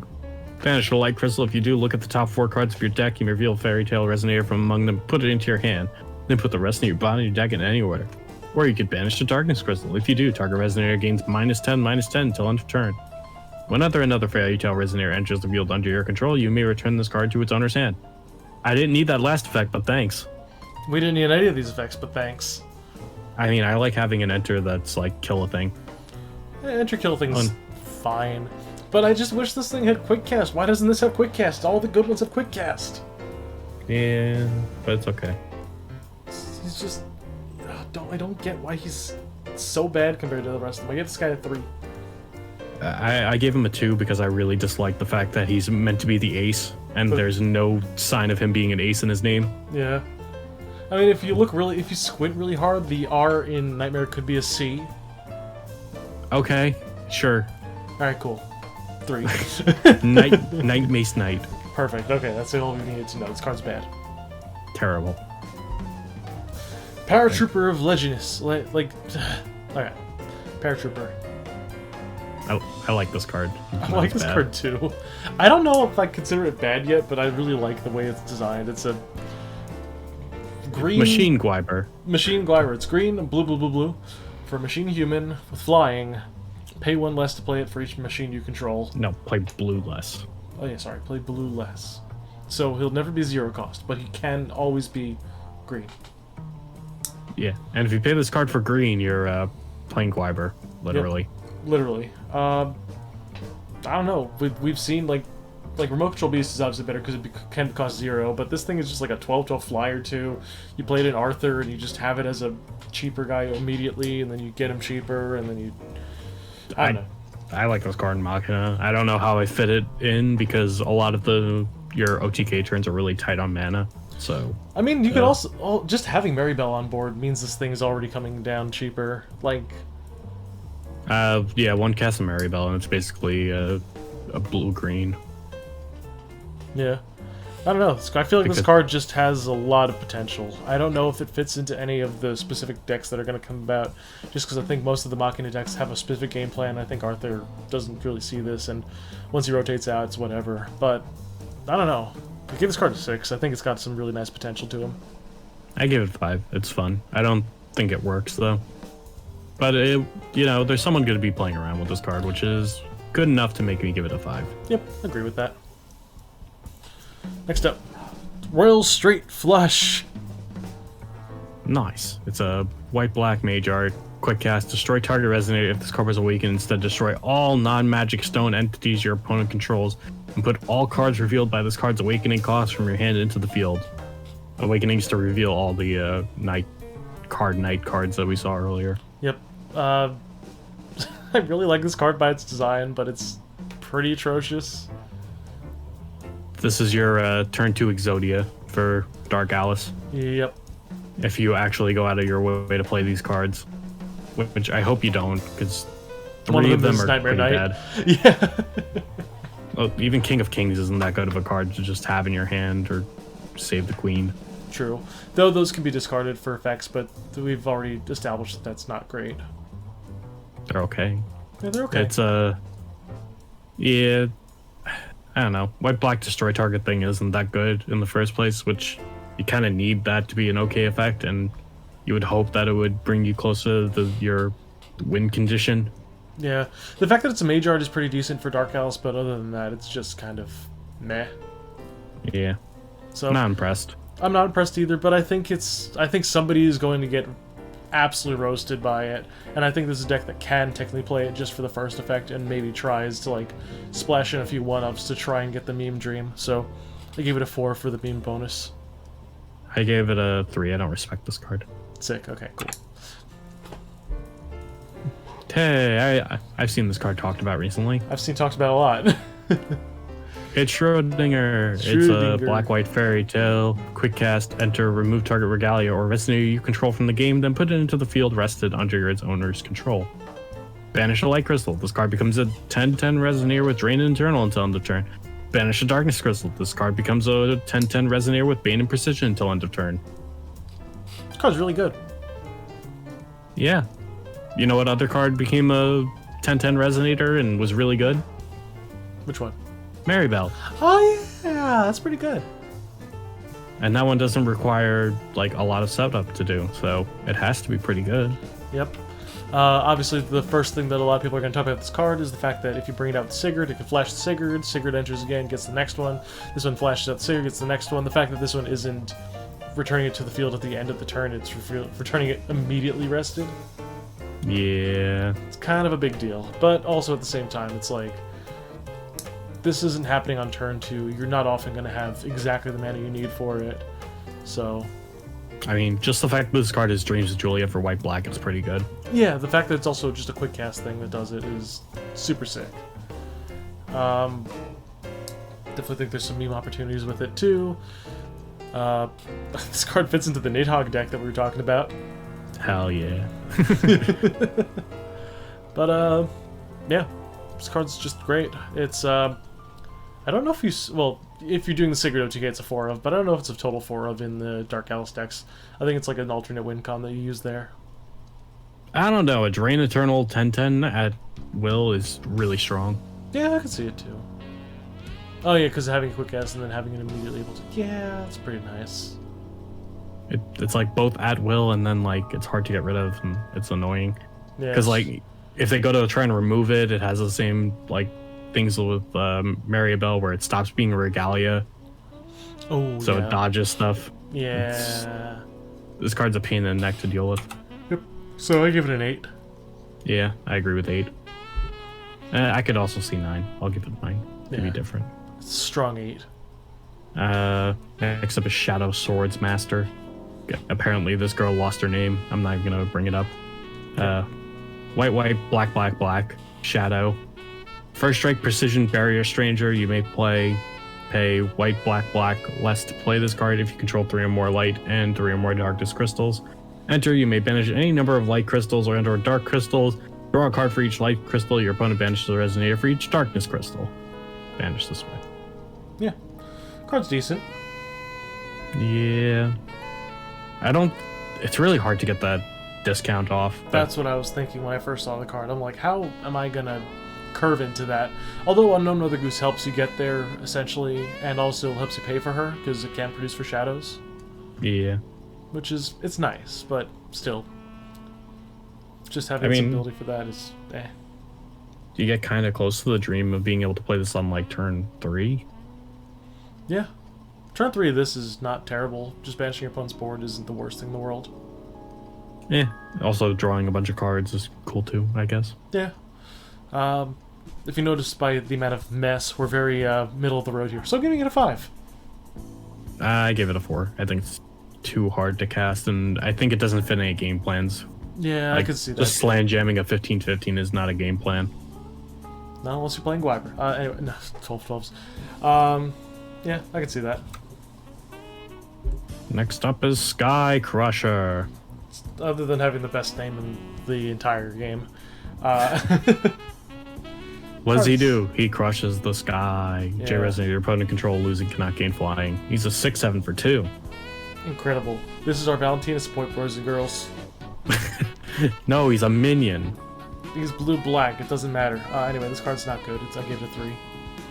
Yeah, unless we somehow get into flying meta. Right, and then it's like, oh, I sided Sky Crusher against you. And their opponent's like, wow. Yeah, I'm gonna have my paratrooper swing into it real quick. Dunked on. Not good. Not good. Soul Dealer. This is the card that gets you the Dark Gaming Hall when it's put into the field. So you just kind of thin your deck by 1, and you can also use them to see the top 2 cards of your deck and put them back in any order.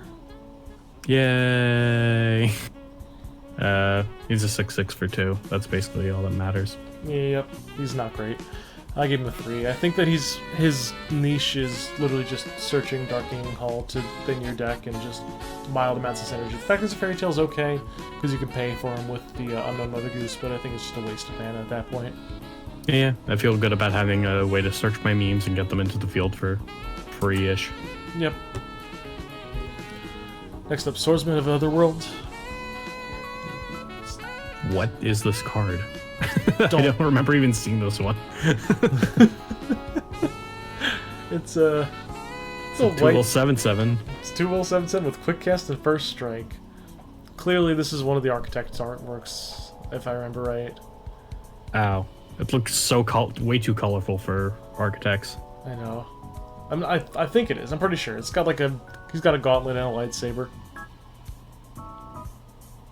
Yeah, that makes sense. This card is weird. Get away from me. I'm giving it a 2. I gave it a 3 just because it's a 2-cost human. That's all I gave it. 2-cost human. Sylvia! Lapis! Yay! Yep. Fire, wind with swiftness. If you use moon breathing, you get +3 attack. Moon. Limit break as long as you control Limit Break Sylvia. This card gains +3/+3 flying, and whenever this card attacks, it deals damage equal to its attack to target J Resonator your opponent controls. Wow, it's a 1-card Lancelot. Yep, it's also 1 card invoking the old Sylvia ruler, which is really cute, and I kind of like it. But mostly it's Lancelot. It's Lancelot. This card's pretty solid, actually. I'm not opposed to having this in just like red-green tempo decks, but I don't think it's really good enough at its base level to be used in those. Playing this on turn 2 off of a World Breaker is sick, though. Yeah, I can agree with. Like, that's insane. But my main thing was that I think this card is at its best in Gil Lapis, and because of that, I'm giving it the Gil Lapis rating of 6. I don't know if it's impactful enough to see play just at its baseline. I see it as it is a red-green Swiftness Resonator that is a 7/7. The only reason Mad Boar of Mount Huel wasn't played was because it had 400 of defense, which gets it killed by Artemis Bow. Yep. So having it be a 7/7 is actually kind of high pressure for like Keurig decks and Wanderer. So I could see it actually being played outside of just Lapis. So yeah. I gave it an 8. That's pretty good. Well, next up is the final stance. I don't know how this card works, but I kind of know how it works. But anyway, Rainbow, Mage Art, Quick Cast, play this card only if you control one of the other stances. And if you don't control another one of this thing, take an extra turn after this one. Nice. How do you take an extra turn if you're playing this on your opponent's turn? Do you take an extra turn? Is your extra turn before your turn? Is the extra turn after my turn? Like, how? Like, take an extra turn just assumes that it's my turn. Yep, exactly. Yeah, this card is really kind of sick if you can pull it off. But are you going to be able to pull it off? Probably not. I think it's okay. It's if we're going down the path of this of Magna becoming IU, like this is just their Door of Time. This is another Door of Time for them, yeah. But I don't think that Magna has the same "oops, I flipped and killed you" potential that IU has. I was just saying you could just put this in IU. Oh yeah, that's true. Yeah. I give it a 4. Yeah, I'm fine with a 4. Now for the real meme card of the set. This card is so weird. Rainbow for an addition. Pay 1, reveal this card. You may reveal a card you own from outside the game and keep it revealed until end of game. Produce on will of the attributes shared with that card. Play this ability only during your turn, only once per turn, and if you didn't play activate abilities of cards named the origin of the 7 lands from your hand this turn. That's the first effect. Enter. If you own cards named Faria, Melgus, Persia, Valentina, Machina, Rizard, and Arla, and they are all revealed outside the game, for each of them put a Resonator token copy of their J-Ruler side into the field without copying the J-Ruler type. And you may pay 0 to play God's Arts abilities of your J-Ruler. So, This card is like the most blatant Val 2 support I've ever seen in my life. Yeah. It's kind of hilarious, honestly. So, just straight up, this card is insanely nuts in that deck. And like, the one deck that kind of like crushes epic stories, well, one of them is Val Time Spinning Witch. And this is just that. This card is insane in that because you use the Witch Will to get color fixing. Which will? You use Time Will. Which will? Yeah, you revealed. Yeah. Hurting me. But yeah, use the Time Will to do the color fixing effect, so you just are basically ramping. Yep.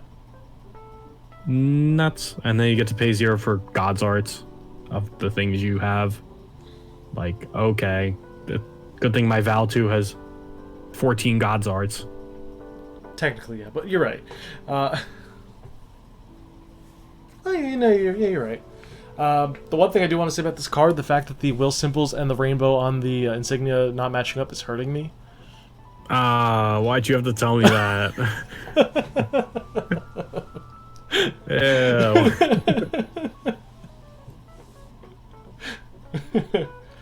But yeah, this card's we've been talking about this card in Epic Stories like it's going to mean something anywhere else. This card's a 4. It's a meme, and I gave it extra meme points, but I don't think it's anything better than will fixing. Yeah. It's a 4. Next, the World of Dark Alice. Not to be confused with World of Madness. Yep. It is a 3 cost, white, black, black, mage art, quick cast, choose one. Gain 2 light crystals and 2 dark crystals, draw a card. Your opponent banishes Regalia, search your deck for a darkness Regalia, reveal and put it in your hand, then shuffle your deck. Each player chooses a resonator they control, then banishes all resonators but the chosen resonator. Yeah, this card's really good. They put interdimensional scape on a multimodal card. That's so smart because I always hate having interdimensional scape in my hand when it should be a good card. Yeah.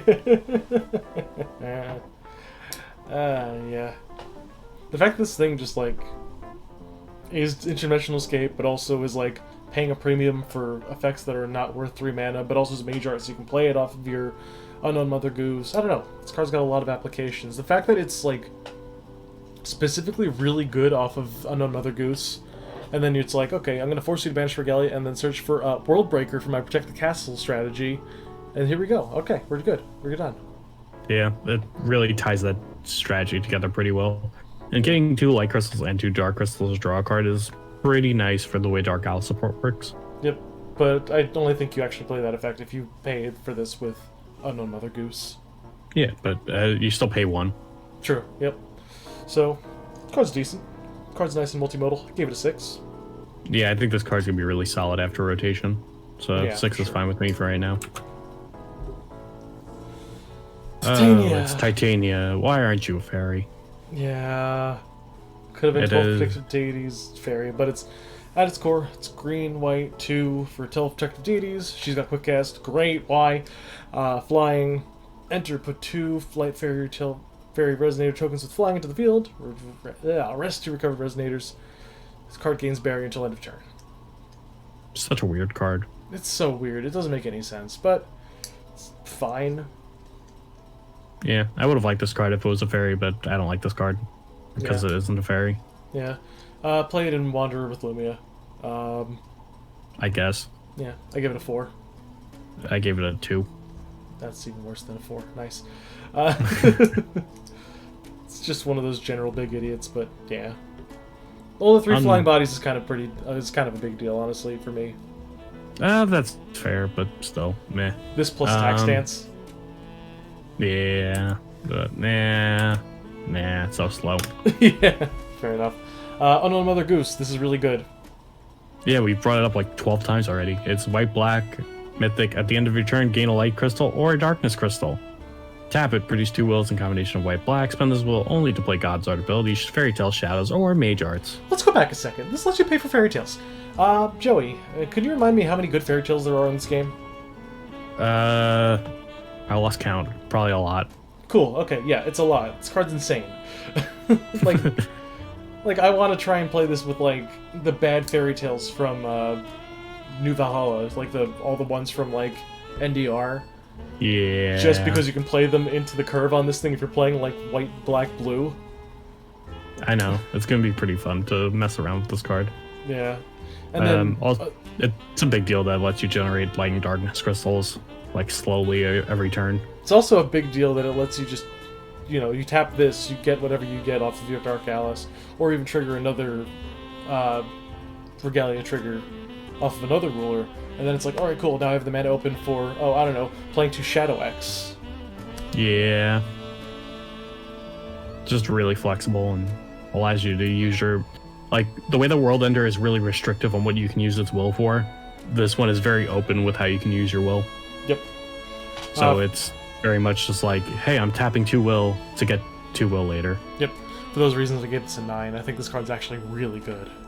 Yeah, this card goes way above and beyond what Dark Alice does, so it's a 9. Yep. Next up, Velsivaria, Field of the Final Battle. It's a white-red edition. Enter. You may search your deck for a card named Caduceus or Genesis and put them into the field, then shuffle your deck. You may pay the attribute cost of 12 protected deities with any will.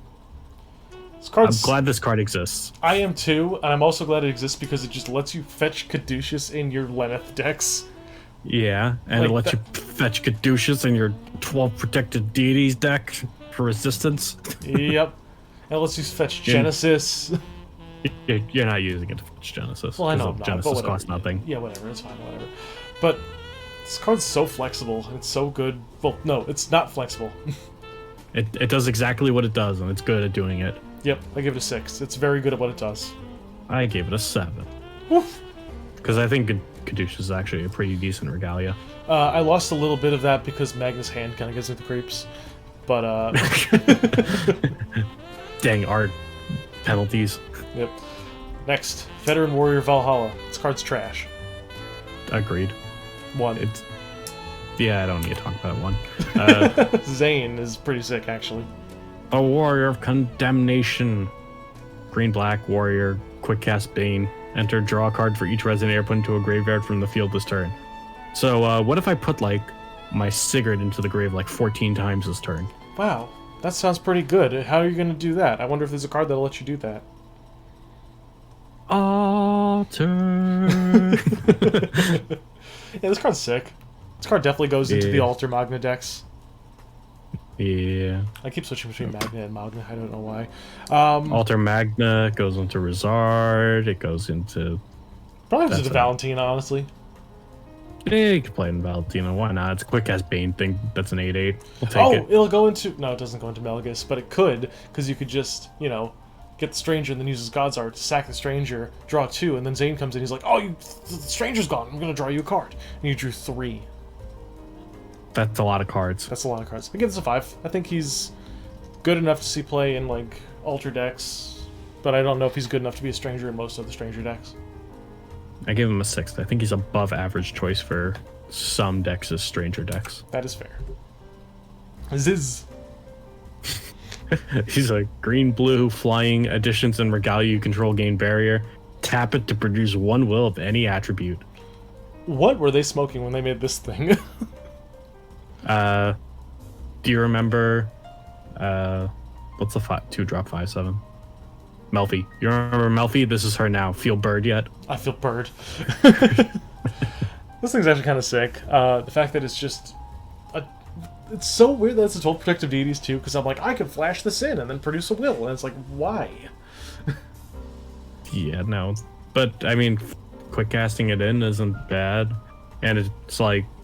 I think most importantly, just having this card in the 12 protective deities deck is to use resistance with your Caduceus when they go to target it with Regalia Break, and you protect it and get tempo and a will. Yeah, it's pretty solid.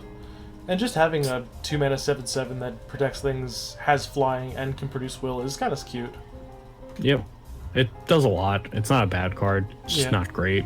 It's not great, but I think that it's got more merits than most of the other 12 protective deities just because of its stats and the way it matches up against things, and the fact that in this game you don't have to wait a turn to tap a thing to make a thing, so I give it a 7. I think it's got some really solid potential. I don't know if it's going to be in any big decks, but I think it's pretty solid. I give it a 7 because I'm going to play with it and it'll be fun. That's true. Moving on to the void costs. Genesis. It's a mythic. No If your field J ruler cost. isn't Magna, the creator of Regalia, this card enters the field rested. Produce 1 will of any attribute. Spend this will only to play God's Arts abilities, Stranger Resonators, 12 Protected Deity, Sword Arts, or Mage Arts. You can do everything with This this. card's actually so sick. I agree. If it didn't have to come into the field rested, I would give this like an easy 10 out of 10. If you weren't playing Magna, but it is just amazing in Magna in the first place. Yep. And even outside of Magna, you can play this in a lot of different, just like, decks that want to ramp into their specific things. I personally gave this a 10 out of 10. I think this card is actually that good. You still give it a 10 out of 10, even I though it's still do. Even if it comes to the Oh, play my rested. lord. Even if it comes to the play rested, having it available for the next turn to produce a thing, to do a thing, is just that good, honestly. I feel it. I still have to give it a 9. I know it's great, but still. That's fair. Moving on. Next up is Yggdrasil, Heroic Spirit of the World Tree. This is another one we kind of went back and forth on, because I originally went back and forth on it really hard when I was first revealed. Yeah, so did I. I don't know how to feel about this card still. Yeah. Yggdrasil is 1 void for an ethereal tree, despite looking like Valentina because she shows artwork. Enter, search your deck for Regalia that shows an attribute with the will you paid to play this card, reveal it and put it into your hand, then shuffle your deck, and then you can tap to produce 1 will of any attribute to only play that, to only pay it to play Regalia. This card is just a lot of value because you're never going to miss the Regalia the way you do with Percival, and producing 1 will for Regalia is like really, really good, honestly. Yeah, my main issues with the card is that it doesn't curve well, unless you're trying to play like a 3-drop in conjunction with your Regalia. And otherwise, it's a pretty low tempo turn 1 because of playing an 0-4 is terrible. Yep. The only thing I do see is that this card is really good in. I think I've said this so many times that this card is really, really good in decks that want a judgment as early as possible. Because this card into, say, like, search a Levitine, and then if this sticks around for a turn, you tap it, play the Levitine, you have the.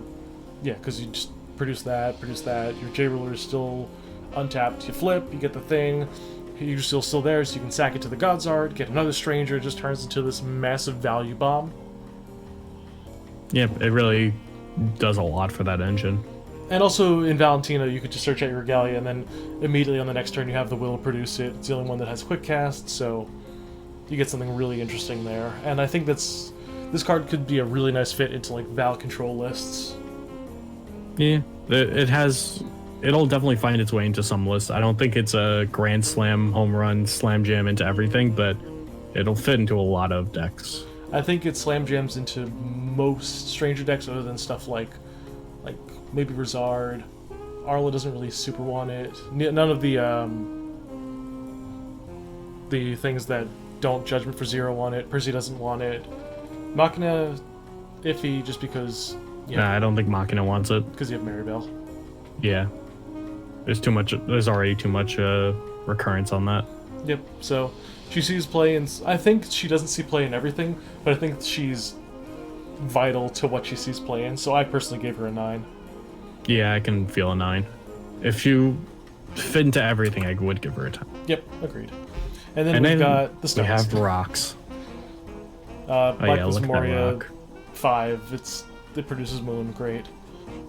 I give this a 3. I don't like producing Moon. Thanks. Cool. Heaven's Rift is a 10. Sure, it's a rock. Rose Moria is a 1 because you don't have the Regalia to use it. Yeah. If you miss your turn 1, basically just concede the game at that point. Concede the game. If there might be a Magna deck that can play 1 or 2 of this. Maybe. Just hard maybe. Yeah, I think it's way too risky, but someone might be ballsy enough to do it. Yep. And with that being said, thank you for watching. We did it. Oh, we got through it all. This was Only actually a took- really big set. Takes so long. It does, but also the set was really powerful, so we actually had to like think and talk about things. Yeah. Ugh. Unfortunately, we wanted to do a top 10, bottom 10 type of thing, but there's just so many cards that just need other cards to talk about them, and you need to know what exists. It was just not a good video if you do it as a top 10, bottom 10. Yep, agreed. So, hope you enjoyed this podcast type thing of just going over literally everything. Yep, and we're going to be doing a pre-release soon, and this will be coming out before the set releases, and I hope you're all excited, because we are! Haha, yay! Catch these hands when I get my 12 protective deities. That's what we're talking about. It's gonna be so bad, but so fun. Anyway, thanks for watching. This has been Deep Wood with Joe. And Mike. We're doing it backwards for this time, but Yeah. we'll see you around, guys. Subscribe if you haven't. Subscribe! Peace. Peace.